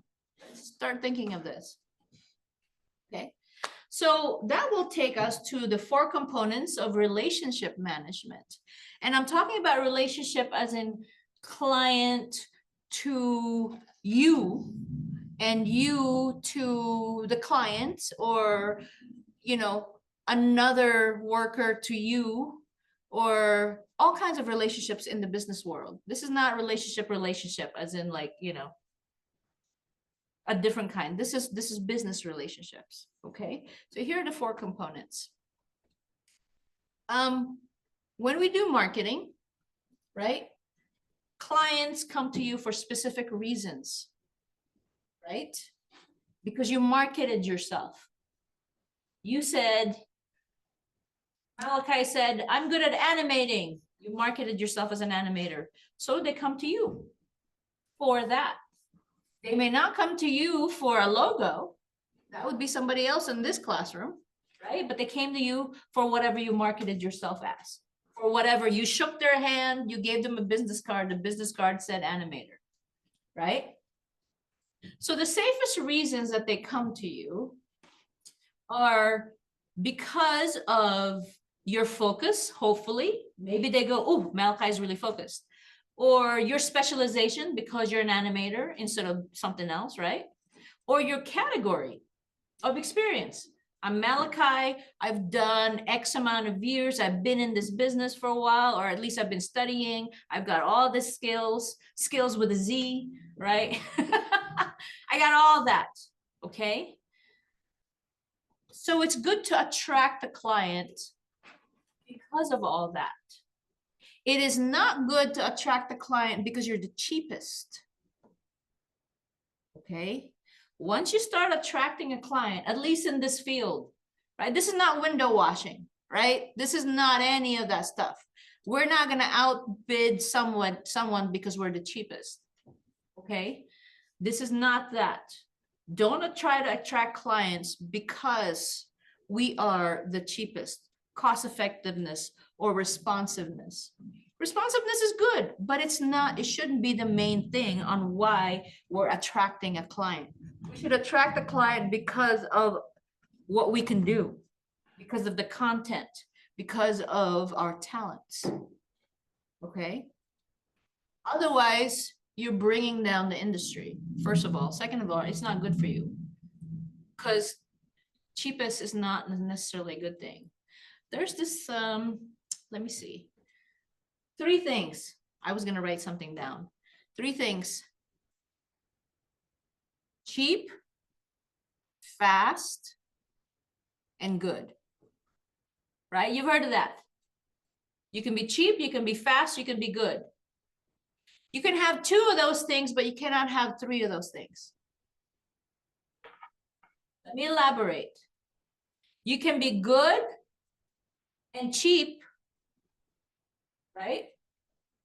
But you shouldn't be fast with it. You can be fast and good, but you shouldn't be cheap with it. That makes sense? You can be cheap and fast. That doesn't mean it's going to be good. So write that down. I'm going to write that down in the chat. Okay? Write that down in the chat. Actually, I can't right now because, oh, here. I'm sharing. So, cheap, fast, and good. You can do only 2 things at once. Not all 3. So you can be, not do, you can be only 2 things at once, not all 3. I wrote that down. Write that down. That is in business. Cheap, fast, and good. So you can be good and fast, but don't be cheap. You know why? If they need it tomorrow, you're going to be cheap about it? Heck to the no. Why would I be cheap about it? They need it good and they need it tomorrow. It's not going to be cheap, my man. Right? It's not. Okay? If you want it fast and cheap, okay, it's not going to be good. You need it tomorrow, but you don't want to pay me? It's not going to look good. Period. Okay? You want it cheap and good. Really good, but it's cheap. It's going to take me time. You know why? I've got other clients that are willing to pay me better. If you want it cheap and good, it's gonna take me time. It's not gonna be fast. Okay, that's a rule of thumb. Telling you that right now. Write that down. Somebody needs something tomorrow. Okay. You need it tomorrow. That means it's fast. What's the other one? Is it going to be good or cheap? But you can't have both. You can't have all three. Okay. So let me move on from there. Formalizing. Once clients come to you, consider defining the relationship carefully for your services. So defining as in, what do you need? Do you need a logo? Okay. What kind of logo? What's your budget? Who is the target audience? Right? Who am I answering to? Am I answering to you or am I answering to another person? Right? All the stuff you have to formalize in the very beginning. Otherwise, issues are going to happen later. Have the issues happen in the beginning. Beginning is when you want things to go wrong. Right? In fact, you don't want it to go wrong. So that's why you want to talk about it already. Whatever issues, let it happen in the beginning. You do not want it when they're about to pay you or when you're expecting to get paid later on. Okay. Servicing. These are the 4 components, right? That's your work. If you say you're going to do X, Y, and Z, you better do X, Y, and Z. Don't pretend you can't do X, Y, and Z if you don't know how to do Y. Okay. That's unethical. If you say you can do it, you better do it. Ian, if you say you're a good voice actor, you better be a damn good voice actor. Okay? Otherwise, don't market it that way. All right? It's just how it is. That's how the nature of the business is. Right. Listening. Listen to your client. Okay? What do they think about you? What do they say about you? Did you know that only 4% of customers who are not happy, right? And they switch to another person, only 4% actually complain. Isn't that weird? I know when we look at like all kinds of reviews, we see there's a lot of bad reviews. That's because we just have a large population. You're talking about the whole world complaining, right? So only 4% of them actually complain. The rest of them are just not going to tell you. They don't have time, they don't want to do it, or they're too shy, or they just want peace. They don't want to tell you what's wrong with you. So listen. If they tell you something's wrong, then, can you help it? If it's something you can help, do it. If it's nothing you can help about, it is what it is, right? But if there's something you can do, then please listen to them. Okay? I suggest you take a consistent, systematic program of getting feedback. Try to give feedback as much as you can. It's a little too much though, once in a while when you get to your email, right? All you did was like purchase something. Give us your feedback. You know what? That's where it's coming from. They want to know how they're doing. And I get it, right? Ooh, for those of you who are not in Reno, you're not seeing like the thunderstorms we're having right now in the background. You can't hear it.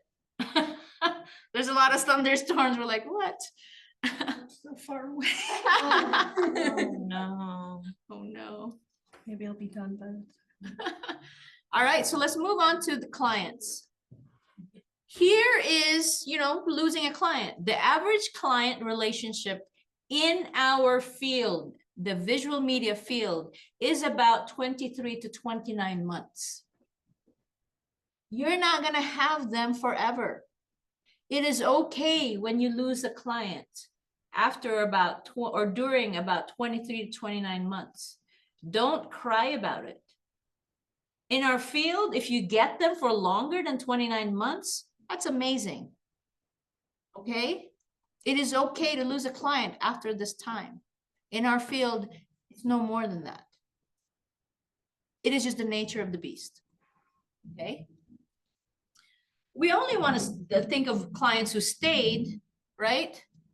But If we lose them, we're like, ah, they weren't a good fit. And no, it was just time to let go. It is okay. That means, what does that mean? You got to drum up another client before this time, or way before this time, because you don't know if it's earlier. Okay, drum up another client. The reason why they leave is more important than how long they stayed. If they left before 23 or 29 months, something happened and we don't know. Maybe it's on their side. Maybe they lost the budget. Who knows? Or maybe it's us. You should really find out if it's you. Sometimes you lose a client just because you didn't answer the phone. Okay? Sometimes that's all it takes. But sometimes it's just them. But it's good to know, right? It's good to know. You can tailor your client treatment. So giving them really good customer service, right? The more distinct they're going to be treated from each other, the better for you. So have what we call a customer information file. Back in the day, you had folders, actual folders, and you actually wrote on them. These days, you can just have a folder in your computer and have like a Word document, right? And just write about them. Just keep writing. So this is how they like their, their logos. This is how they, this is how long it takes for them to pay. This is their hierarchy. This is who I answer to. This is who approves it. This is the person that asks, but she's not the one who approves the money. This is the person who approves the money. You should write all that stuff down. Always. Okay? What is the pattern for their purchasing? What is their data management? Right? Your data management, actually. What do they like? What don't they like? I had a client once, he didn't like green. What the heck? You're asking me to do a forest screen, but you don't like green? Okay, now what? Then you have to figure it out.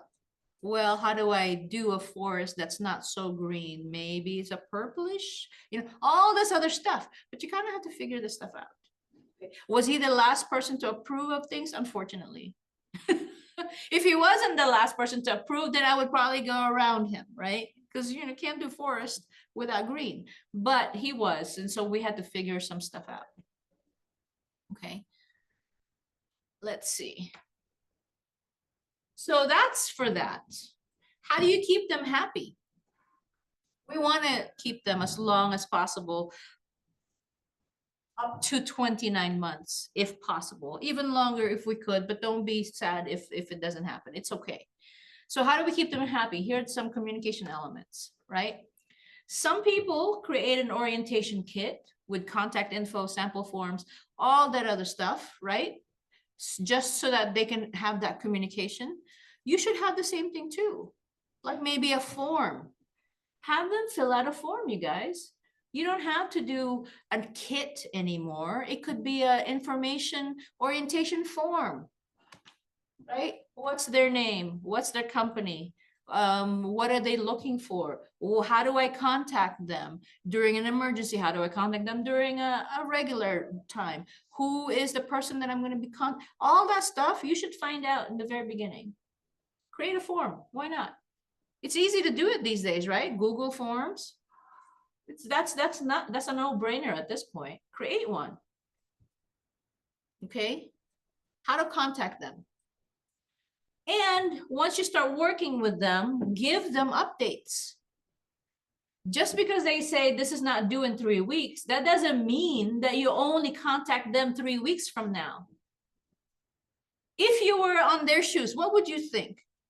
This guy's not working on my stuff. And then what? 3 weeks from now, you're going to come up with like all kinds of stuff and they're going to be like, I never approved any of this. You're supposed to be talking to them at least on a weekly basis. At least. Some people like 3-4 times a week. At least on a weekly basis, right? And it doesn't have to be prompted either. You can just go, hey, can we talk? Da, da, da, da, da. I got something for you. I like that better. If I were the client, I'd be like, oh, okay, yeah, let's talk. That sounds good on you. not prompted. Just talk to them, update them. Okay. And for you, watch out for info on the news, right?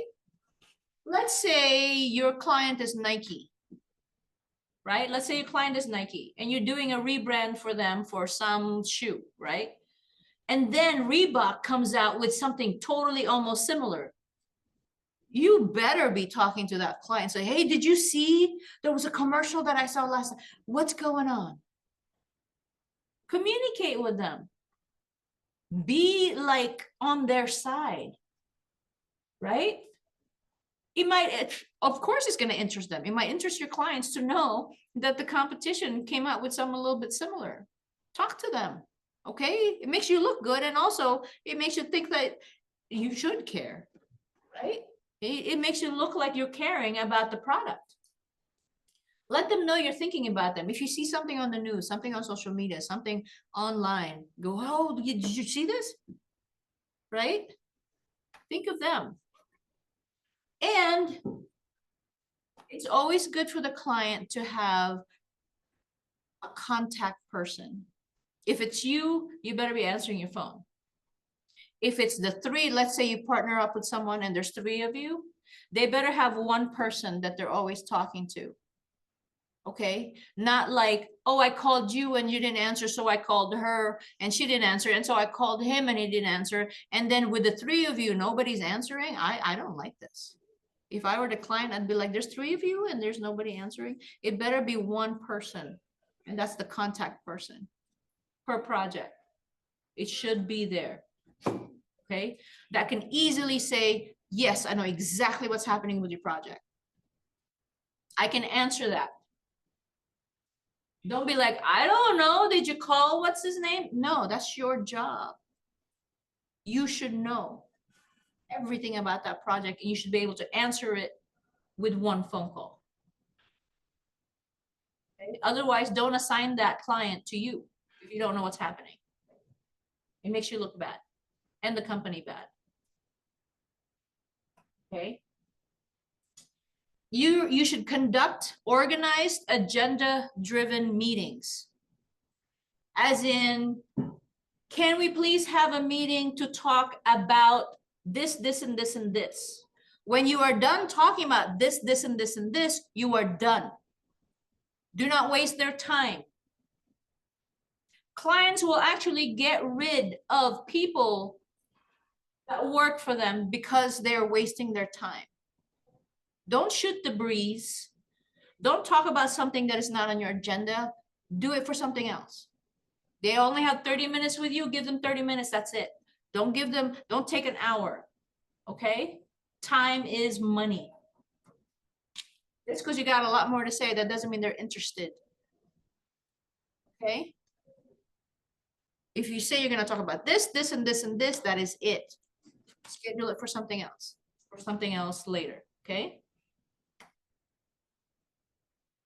So, any questions about that? There's more. You should confirm the results of the meetings in writing. Please do this. Please do this. Oh, I can't tell you how many times where we had a meeting and back in the day, I didn't confirm it in writing. And then somebody said, we didn't talk about that. Yes, we did. So I changed it because you said change it. You know what I should have done? And I do now? After the meeting, right after the meeting, you write everything down. So during this meeting, we talked about 1, we talked about turning green into purple. 2, we talked about da da da da da da da. 3, da da da da da. 4, da da da. Everything. And say, if this is correct, please say yes, and I will get started right away. And if they say yes, and you start right away, it is now in writing. In case this becomes a legal issue, because somebody didn't want to pay you because they said you did this and this and this, you have it in writing. They have approved it. You wrote it all down and they said yes. Now they got to pay you. Okay? Always write it down. Because guess what? When you're talking to them and you shake their hand, it is as good as nothing. Okay? Yeah, it's good to make, you know, contact. It's good to talk to people on what they want. But unless it is in writing, it's a he said, she said, he said, he said. Okay? It becomes a problem. Cover your butt. Okay? Communication is key. Details can be handled, but please always, always. I mean, I love going out to coffee. I don't even drink coffee, but I love just going out and saying, hey, this is what we're doing now. Da, da, da, da, da. That sounds awesome. Don't leave it at awesome. Leave it at, this is exactly what we talked about. Do you agree? Yes. Okay, let's go. Okay, it's the same as having a paper trail. This is what we call a paper trail back in the day, right? Now we have an electronic trail. Okay. You should also manage deadlines and budgets. You don't have to meet all the deadlines, right? But don't be that guy who never, ever meets any of their deadlines. Because guess what? Your reputation is going to spread. Your reputation will precede you. That means before you even meet a person, they already know, oh, this is the guy that never meets a deadline. Oh, this is the guy that's always late. Or this is the guy that eyes the women weird.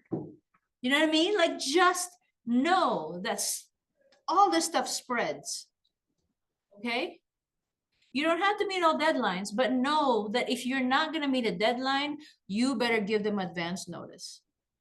Don't wait last minute and say, I didn't meet the deadline yesterday. I'm sorry. No, give them a week, 2 weeks, 3 weeks in advance and say, guess what? This is what came up. I really can't make this deadline. Let's talk about this.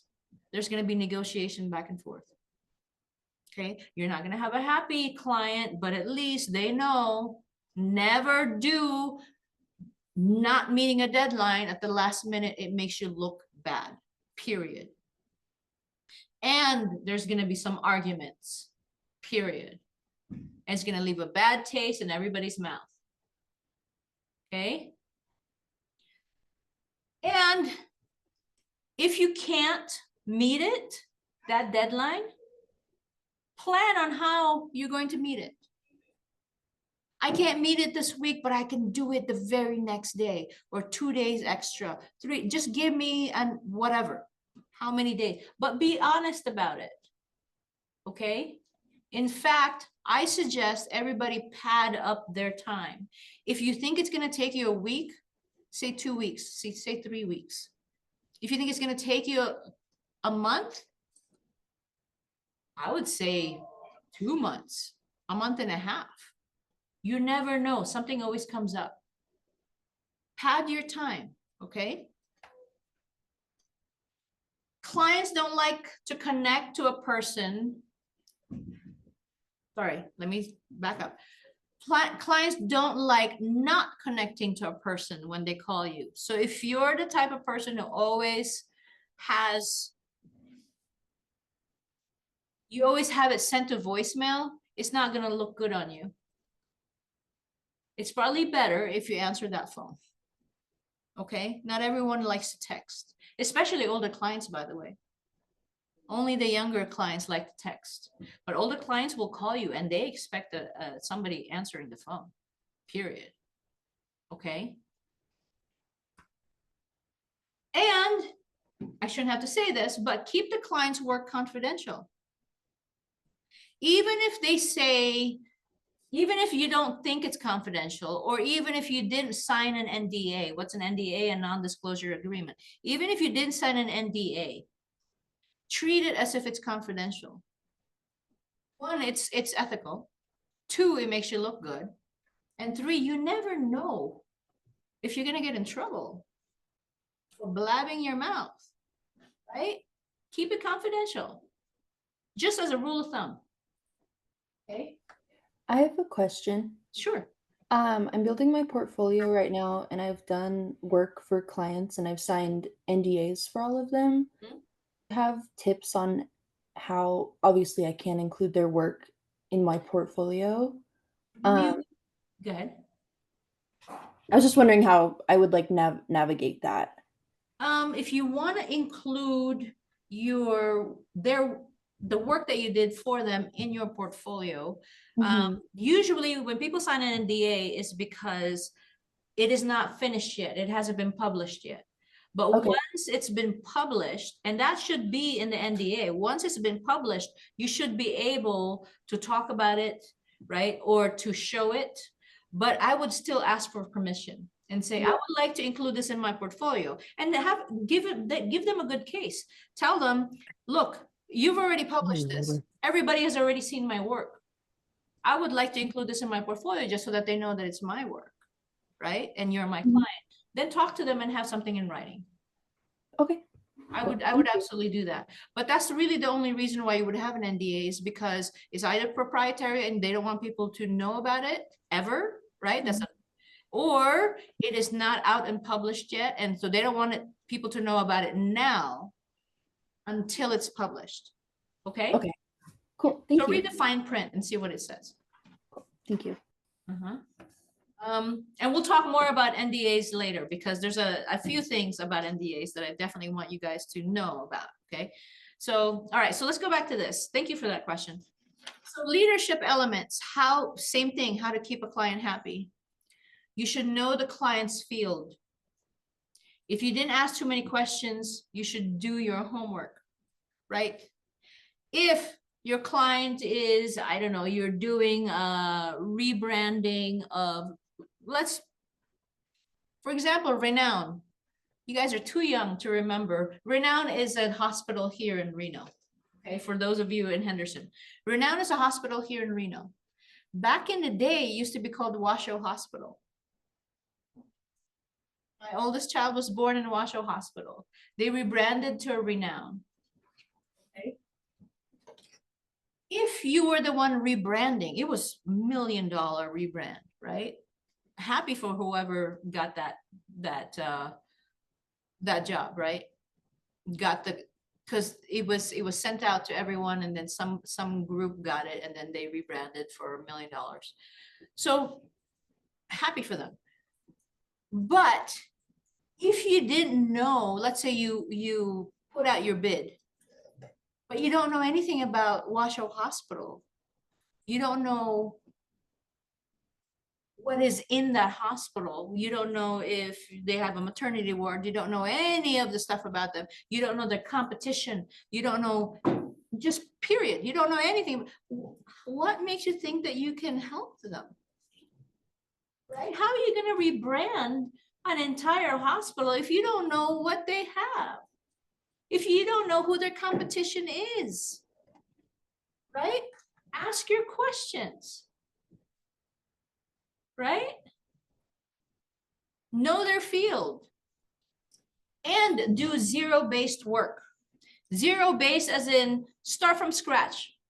Don't make too many assumptions.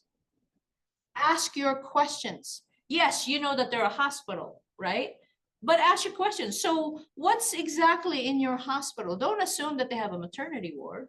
Don't assume that they have an emergency, whatever. Ask as many questions as you can. Pretend it's a new client every year. Because you also, let's say they become your client already. You don't know what happened in a year. You don't know exactly. There's some things that they don't tell everyone. So did they change leadership? Did they change who's going to pay you? Did they change all this stuff? Just start from scratch each time that they become a client again. Okay. Zero-based work. Start from scratch. And this is where it comes in. Your expertise comes in. Have an opinion. Right? Chloe, let's say they hired you. They hired you because they saw your work and they saw that you're good. You should have an opinion about what to do, what colors to use, what references to use, right? Don't just take orders. Remember, you're the subject matter expert. They're not. If they were, then they don't need you. Don't bother. Right? You're the subject matter expert. Have an opinion. Okay? If Ian, they tell you a voice is a certain way, and from experience, you know that the voice is gonna crack at a certain, just say, you know what? How about if we do this? If they still say no, then that's fine, but at least have an opinion. Give them, offer them possibilities. Okay? Why do they hire you for then? Okay?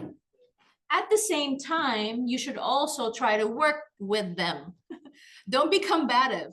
If they said no to you, Ian, would you be like, I'm not doing this anymore? No, don't do that either. Just say, okay, at least you said your piece, and then you're going to collaborate with them. Okay?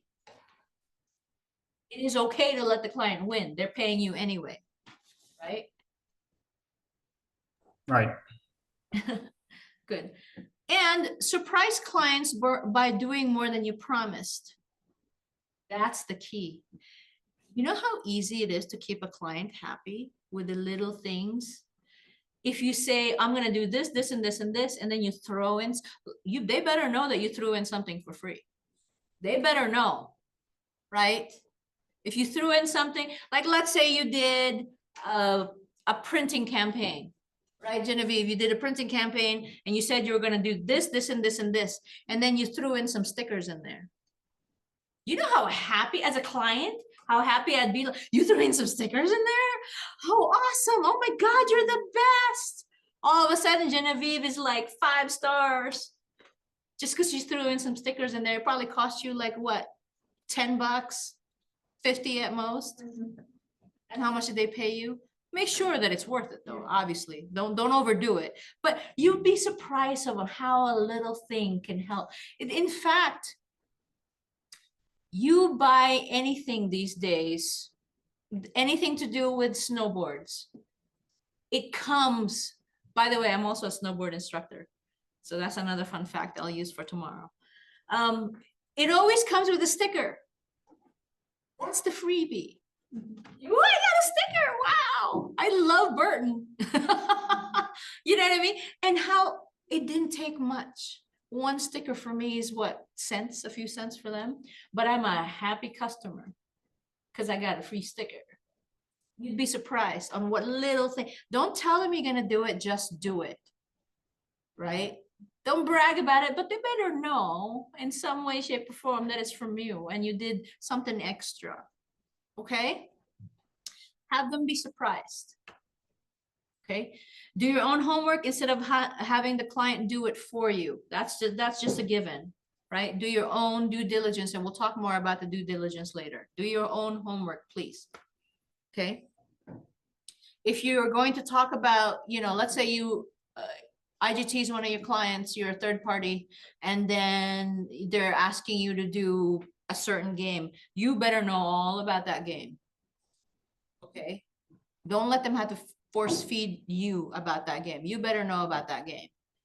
And then still take in their info, but you better know about that game and ask the right questions. So take advantage of your role in providing more brand continuity than the company itself. What does that mean? I'm putting this to you guys. What does that mean? Tell me.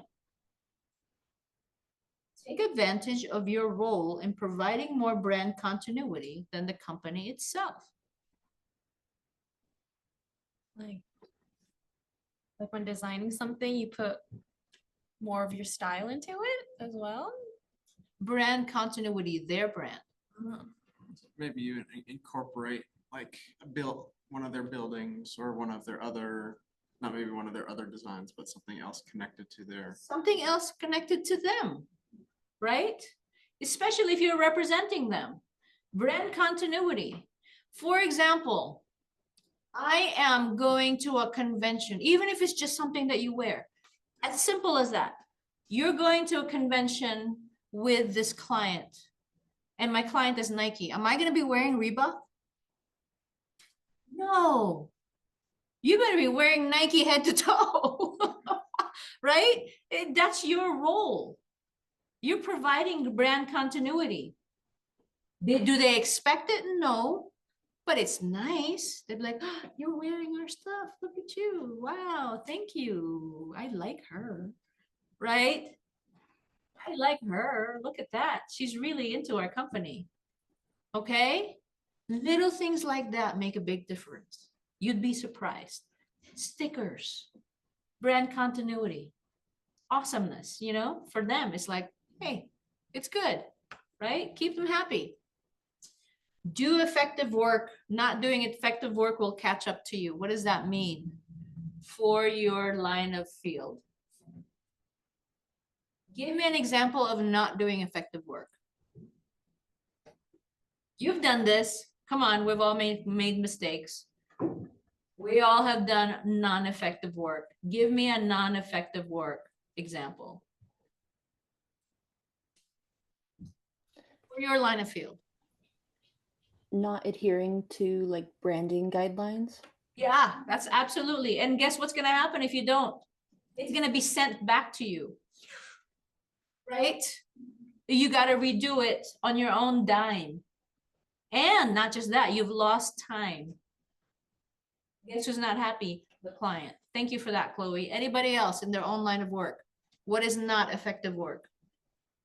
I thought we were on the same page with something and I sent them the work and they were like, yes, this, but actually I want it more like this thing that we talked about. I'm like, because you didn't ask questions. That's it. That's one of them. Also, effective work in your own work ethic, right? Let's be real here. In an 8-hour day, how much of that you're actually working and how much of it you're doom scrolling? How much of it is social mediaing? How much of it is Facebooking? How much of it is talking about politics because you're angry about this current president? In an 8-hour work. You're not being effective. If you're going to do the work, do the dang work. Okay? It's just that simple. Don't get distracted. If you're the type that easily gets distracted, you do what you gotta do to not get distracted, to get this thing done and done early and get feedback whenever you need to. Okay? It will catch up to you. If they say it's due in 3 weeks and you don't contact them in 3 weeks, that third week, there's like 200 changes. What are you going to do? You're going to miss your deadline. Okay? Be effective on your work. Okay? Any questions about leadership for keeping the clients happy? Okay, let's talk about personal elements. This is just personal stuff. Treat the account as it's important. It's the same thing as the brand continuity, right? Hey, I got, you know, we'll go back to the Nike thing. Hey, I got the Nike account. I'm going to talk about this proudly. If you have an NDA, then don't talk about the project itself, but talk about the fact that you're doing collaboration with them or you're working with them, okay? If you're announcing it on your newsletters, talk about them. Say, hey, we got this account and it is da da da da da da, and we have awesome people, and then CC them on it. It makes them feel good. Okay. If great results ensue, right? Share the credit. Let's say you did a film for this animators out there, right? Or yeah, let's say you did a film, or either Ian or Malachi for this one, right? Animation, voiceover. Let's say you did all that and you got into an award for a client, right? You should invite them. Why the heck not? Hey, we both won this. I mean, you got the prize, but they're part of this too. Share it.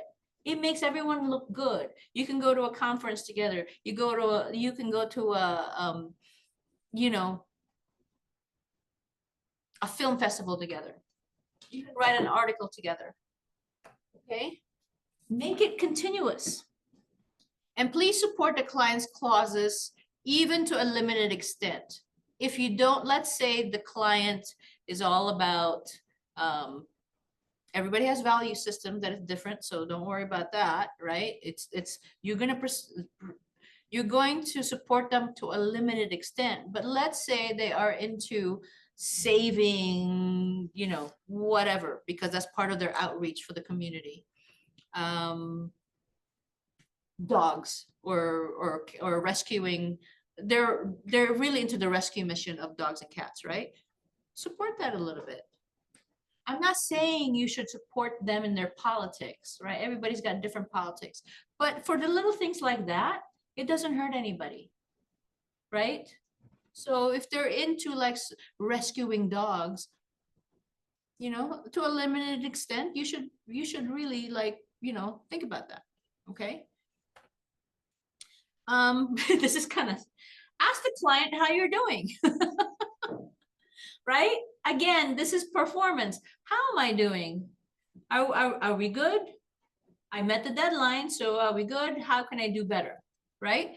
Look at it from their perspective. Here is where I have to tell you, this has happened more than once. Be human, but not too human. What does that mean? That means don't share too much. Do not overshare. They are still the client.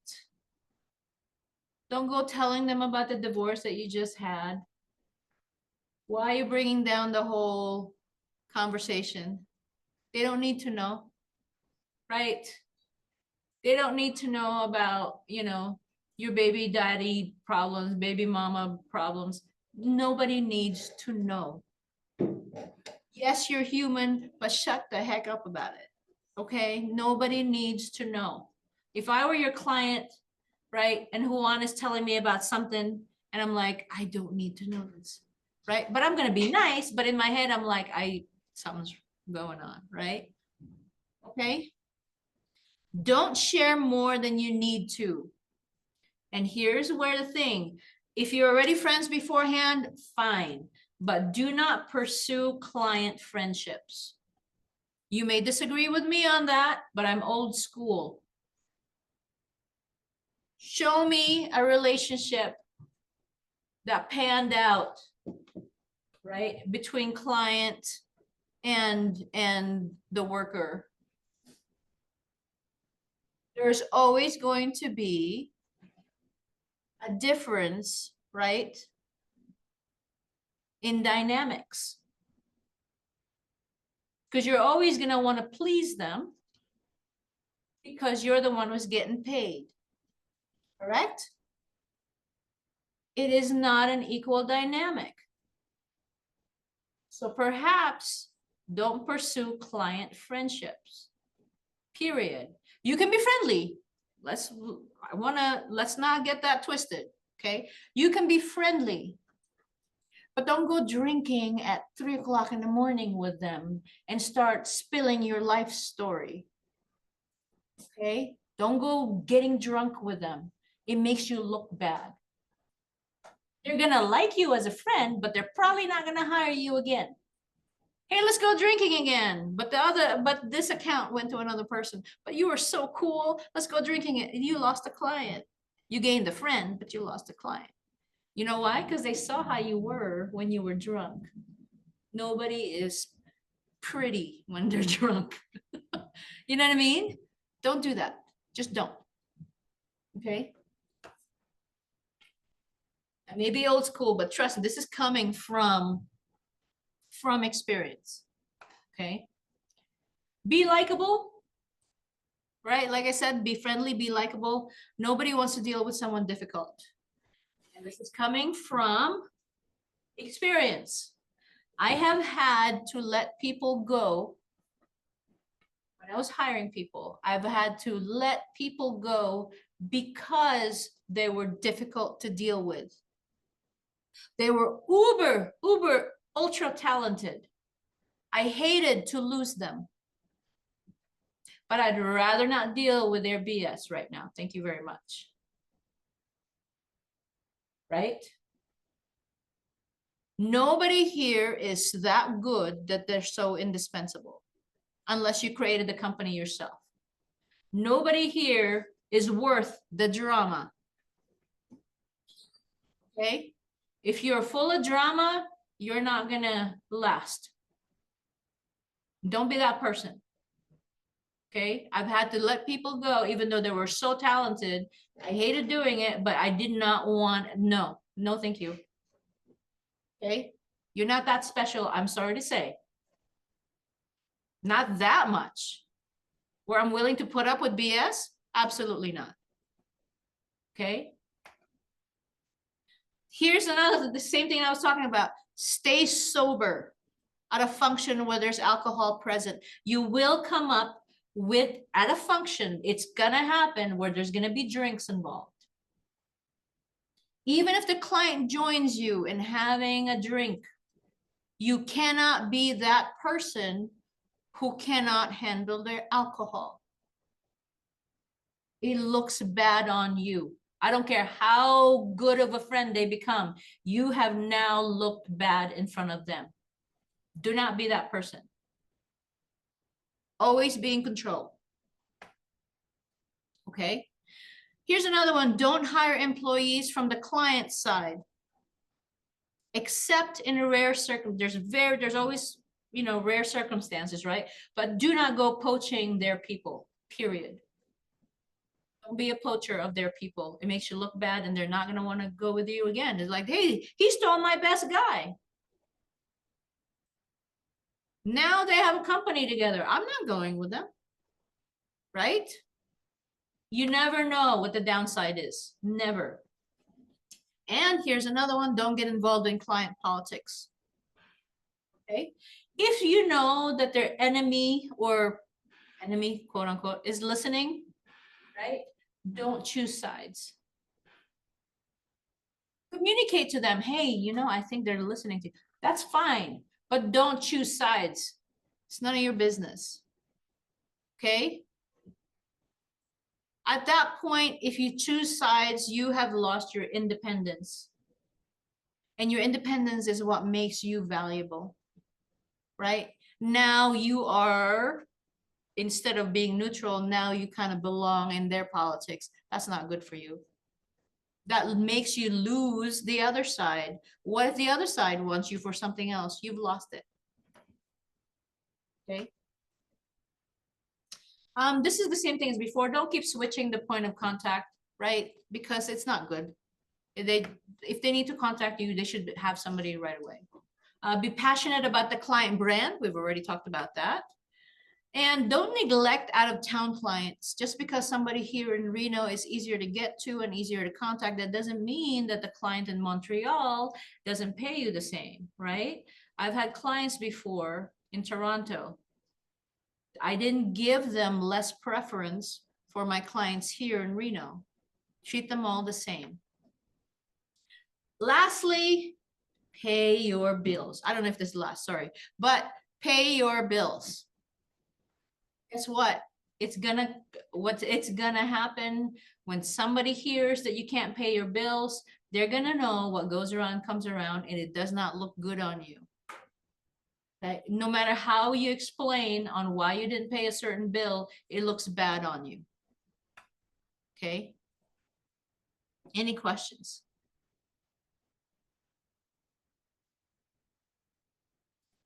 Good. There are larger service issues, but we can look at that in a bit. Okay. So historically, this is where the AIGA book comes from, because it's even though it's old, it's still the same, right? Historically and over time, in a business, historically and over time, the quality of product has changed, right? We all know that. A smartphone today is not the same as the Nokia that never died back then, right? So the quality of product has changed. So whatever quality is today, it's going to change in 10 years, 5 years, even 1 year from now. However, quality of service, the definition hasn't changed. It has been the same consistently. So what does that tell us in our field? What does that tell us?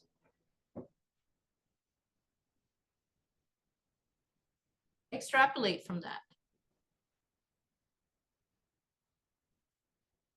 If the quality of the product has changed, but the service has not, what does that tell us as future workers? Students need to be able to adapt to the changing of like practices when it comes to like practical design. It always changes on preference. Like even right now is like hyper simplistic stuff is like going up and stuff, but now and then you see like older, like more intricate stuff. Like there's always a balance of product that can last the time that it needs to, but always give room for those changes to happen. Right. But since quality of service hasn't changed, that's good. What does that mean for us?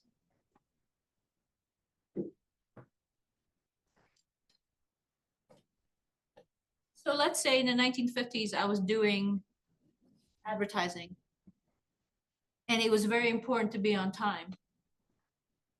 2025, it's still important to be on time, right? In the 1950s, it's very important to listen to a client. 2025, you still better listen to the damn client. Don't go off on a tangent, right? 1950s, the client valued their time. Don't waste my time. We're gonna have this meeting for an hour and it's only for an hour. Don't talk about anything else. Boom, boom, boom, boom. 2025, it's the same thing. Nothing has changed when it comes to quality of service. The product has changed. There's a lot more products now that are designed to fail so that you buy another one, right? The product has changed. There's so many, right? It's called, forgot the term, but it's supposed to fail so that you get more, so that they get more from you, right? That has changed so many times, and it'll change again tomorrow. But service, no. So that means you have to be the same for ethics, you have to be the same for reliability, you have to be the same for how you provide your service. Okay, nothing has changed. Reliability is the most important for a client. Did you guys know that? Reliability is most important for the client. That's number one. So if you're going to stay in this field and be working in this field, you better be reliable. That means how dependable are you? If Leanna says that she's going to do an animation, right, in a week, she better try to make that animation in a week and really try her hardest. How reliable are you? That's most important to a client. Okay. The responsiveness is also important to them, but it's not the most important. Okay. The level of promptness, returning calls, yes, that's fine too, but it's more reliable if you do exactly what you say you're going to do. Okay. Assurance. Assurance is also good. That's number 3. What is assurance? Is the client assured of your competence? Can they be assured that you can do this? Can Ian actually do voices? Right? How competent are you at your skills? Are you polite and respectful and friendly? That's part of the assurance. Am I assured that you're not going to like throw a fit in the middle of a meeting? Are you stable? Right? That's courtesy. It's courtesy to not blow up at a client. Right? Credibility, that's part of assurance. Are you trustworthy? Should I believe you? Are you honest? Do you have a good reputation? Because your reputation is going to precede you. Security, right? Are they assured that you're not going to talk about this on social media and all of a sudden NDA goes out the window and then all of a sudden you have this legal issue going on, right? That's part of assurance. Okay. Empathy. Can you put yourselves in the client's shoes? Can you? Because if you can, then you know that they want to get a hold of you as fast as possible if they're looking for you, right? You should know they want to keep informed, and you should know their needs. And if not everyone's an empath, right? But you should at least try, okay, to have a good relationship with them. Tangibles. What is tangibles? These are things that are facilities, equipment, the people that you have, communication materials. Okay, here's an example. A long time ago, there was this client, not client, but somebody who wanted to be part of the group, right? Because we were putting together a team because we wanted to do it. And he had all kinds of stuff that he was telling me that he's this and he's you know, really talking himself up, right? His uncle is a lawyer, his dad is a business owner, and da da da da da da da da. And I'm like, awesome. And then he had me drive. At some point, we became like a little, you know, friendly. And so my husband and I were driving him home from a conference or something, and he had us drop him off at his home, talking up a storm on how rich he is, right? And he was a trailer park. I'm not saying it's a bad thing. There's nothing wrong with being at a trailer. But you're telling us all these stories about all these people that you know and all the money that you have, and then we're dropping you off at this tangible, right? The home, physical, tangible, it's a facility, this tangible that doesn't quite add up to what you've been telling us, right? So what do you think a client's gonna think? They're gonna be like, this guy is pulling my leg? Is he full of it? Am I getting scammed? Now all questions, right? It's a tangible. So you have to have your tangibles with you. What does your equipment look like? If you say you can do animation and you've been doing Toon Boom for a long time and you don't even have Toon Boom in your own equipment, what does that tell me about you? Right? It actually matters. If you say you've been doing logos for a long time, but you don't even have access to Adobe Illustrator, what does that tell me about you? Tangibles matter. Okay? Just don't talk about it. Just, right? Don't talk up a storm on how rich you are and then you don't have the facilities for it. I'd rather somebody was just like, you know what? I'm having a hard time. I understand. Right? I understand that. I'd like that better than you talking up a storm and then this doesn't equate. It makes me go, right?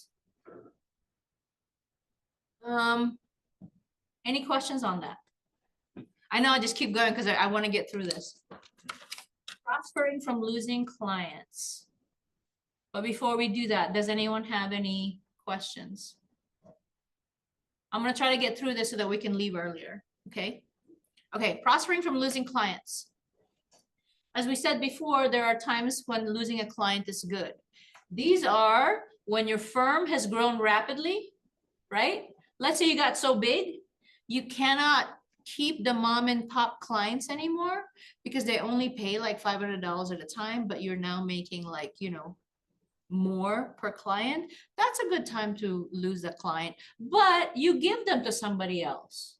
Don't just lose them. Okay. When you are restructuring your role in the firm, right? Let's say the client still wants you to be their contact, but you're like, it's not me anymore. I'm now restructuring to something else. But then it's okay to lose that client because you give them to somebody else, right? Because clients that have been with you in the beginning kind of feel like you owe them something. It's true, you guys. If they've been with you from the beginning and you've grown big, they kind of feel like you owe them something. So that's kind of the right time to say, how about I give you somebody to somebody else, because now we don't do this anymore. We are now only doing this. And it's okay. It's a hard conversation, but it's okay. Okay. So here's one. If your average client turnover is 1/3 of your client base every year, you might want to aim for less than that. What does that mean? So let's say you have 12, this is good, right? If you have 12 clients a year, that's awesome. But let's say you have 12 clients a year and you lose 4 every year. That's 1/3 the turnover. That's a problem. So that's a rule of thumb. If you have 1/3 a turnover every year of your clients, there's something going on. You better ask questions, and you better ask the right questions. Okay. Here is how you lose clients well. Don't make it personal, right? Focus on the business reasons. Don't tell them because you're a pain in the ass. Because you call me 5 times in a freaking day. I'm done, right? Don't do that. Make it all about business. We can't do this anymore because, okay? Don't make it personal for that. You'd be surprised on how it comes back to you. You would be surprised how it comes back to you, okay? Give them an option. Don't say it's final.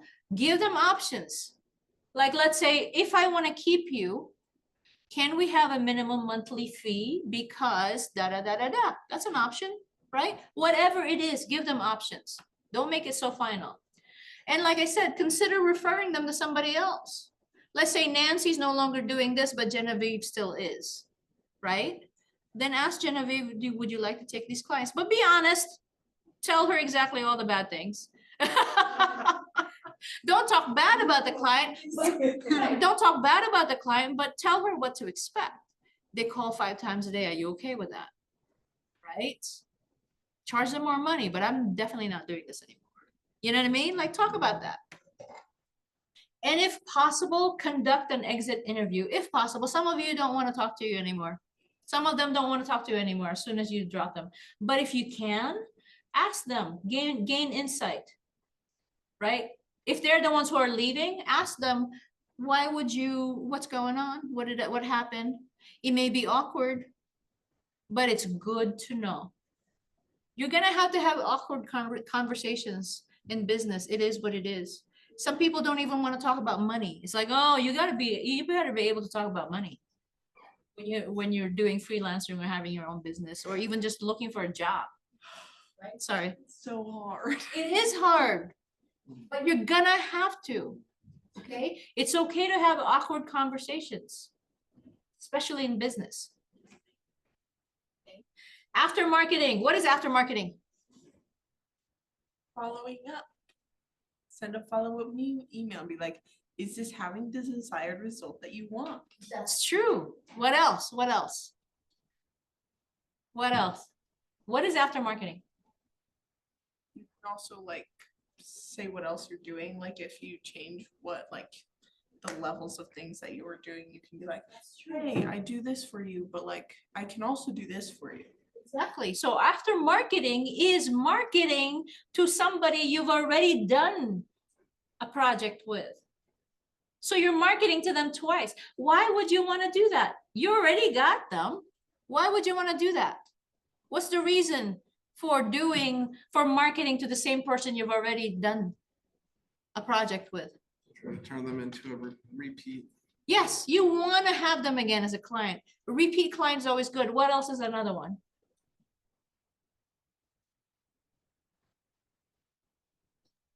So that Go ahead, sorry. so that they could like be more likely to talk about your business through word of mouth to other. Yes, yes. Give me one more. Maybe have like a good reputation.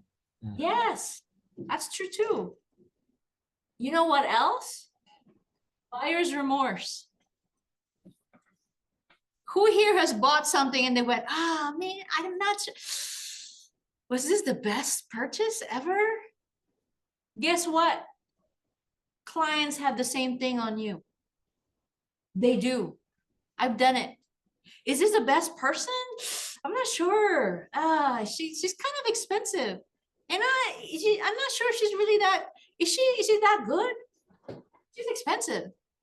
But then they start after marketing to me. I'm like, yeah, I made the right decision. Yeah, she's the one. It's good. Don't worry about it.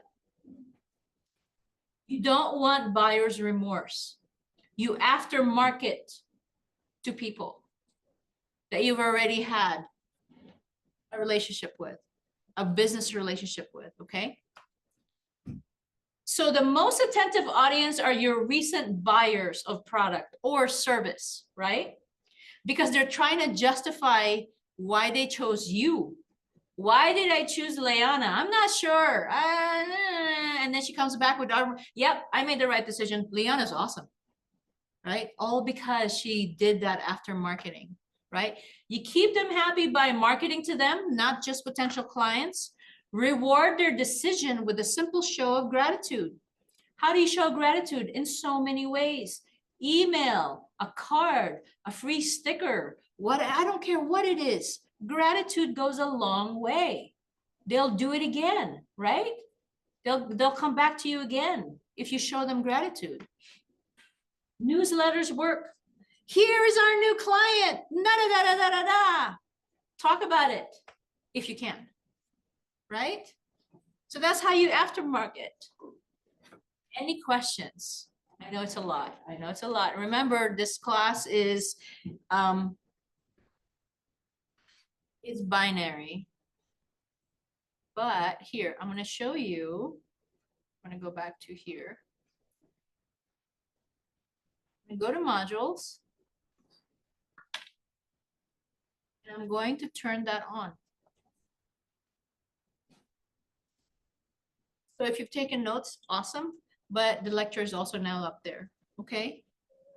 Any questions on everything we talked about? So let me just kind of talk about what's going to happen next. And if for anybody with a question, just look at our class schedule. This is what we're doing. So your reading assignment is from the Graphic Artists Guild book, pages 3 to 5. That's the big one, right? The big book. 3 to 5, the nature of the business, and 38 to 48. Don't worry, they're really easy reading, you guys. So if it looks like it's 10, 13 pages, it's nothing. It's so easy reading. Professional relationships and sources of illustration and design. So the big book is 3 to 5 and 38 to 48. And in the small book, the AIGA book, chapter 16, I know it's a whole chapter. Trust me, it's not a big deal. Legal structures of the design firm, chapter 16. Chapter 17, principles of design firm management, and chapter 22, sales tax. Okay, let me go back to the module. That's the same thing as here. Exact same thing here. So that's it. You just have to read for next week. Okay, and we did all of this stuff already. We did the lecture and then your assignment. And so come to class prepared for some discussions, okay, or ask questions, because the reading assignments is really just to solidify what we're going to talk about in class already. Okay, and there's some things that I may not be able to cover because of time, but at least you have it. Okay, questions? All right, it's 4:45. I am so generous. I'm going to let you out 5 minutes early. What? On the first day? On the first day? Oh my God. Marinol is shooketh. She's never seen this part of Anna Sheila before. This side of Anna Sheila before. But yeah, 5 minutes early. So if you have a question, I will stay a little bit longer. But Please be careful. There is for those of you in Vegas, don't worry about this, but we are having a rainstorm right now. Please be careful. Get home safe, okay? Kind of crazy out there. My God. You have a question, Juan? Wear shorts. To be honest with you, I'm actually getting ready to do the questionnaire. I just need to access with the code. He's asking for a code. It shouldn't give you a, it shouldn't, okay, has anyone done the questionnaire for this class yet? Yeah. Did you need a code? No. Juan, there's no code. Are you serious? Yeah, I don't know what's happening. That's What it asked me, but you have to go through the Chrome extension. Are you doing Chrome? I'm doing it on Chrome, yes, and it's giving me the code. I don't know why he's doing that. That's just odd. Did you do did you download the extension? I did, yes. It's still doing that. Can you call, you know what, let's look at the syllabus. I want to have an answer for you, but right now, technical questions like that, because it's so new to me, because lock is new. I want you to call these people. Let's see, right here. Okay, so she just. I'll call that. Call them, it's late now. Call them to, well, maybe not yet. It's not quite 5 yet, so you might be able to still get in touch with them. Because I don't know what's happening to honor law, honestly. It's fine. I just know I have to use it. Grab everything I have, so. Okay? Yeah. All right, I'll get on that. Thank you. All right, thank you, Juan, and bye, everyone. Bye. Purchase group chat, I think. Oh, wait,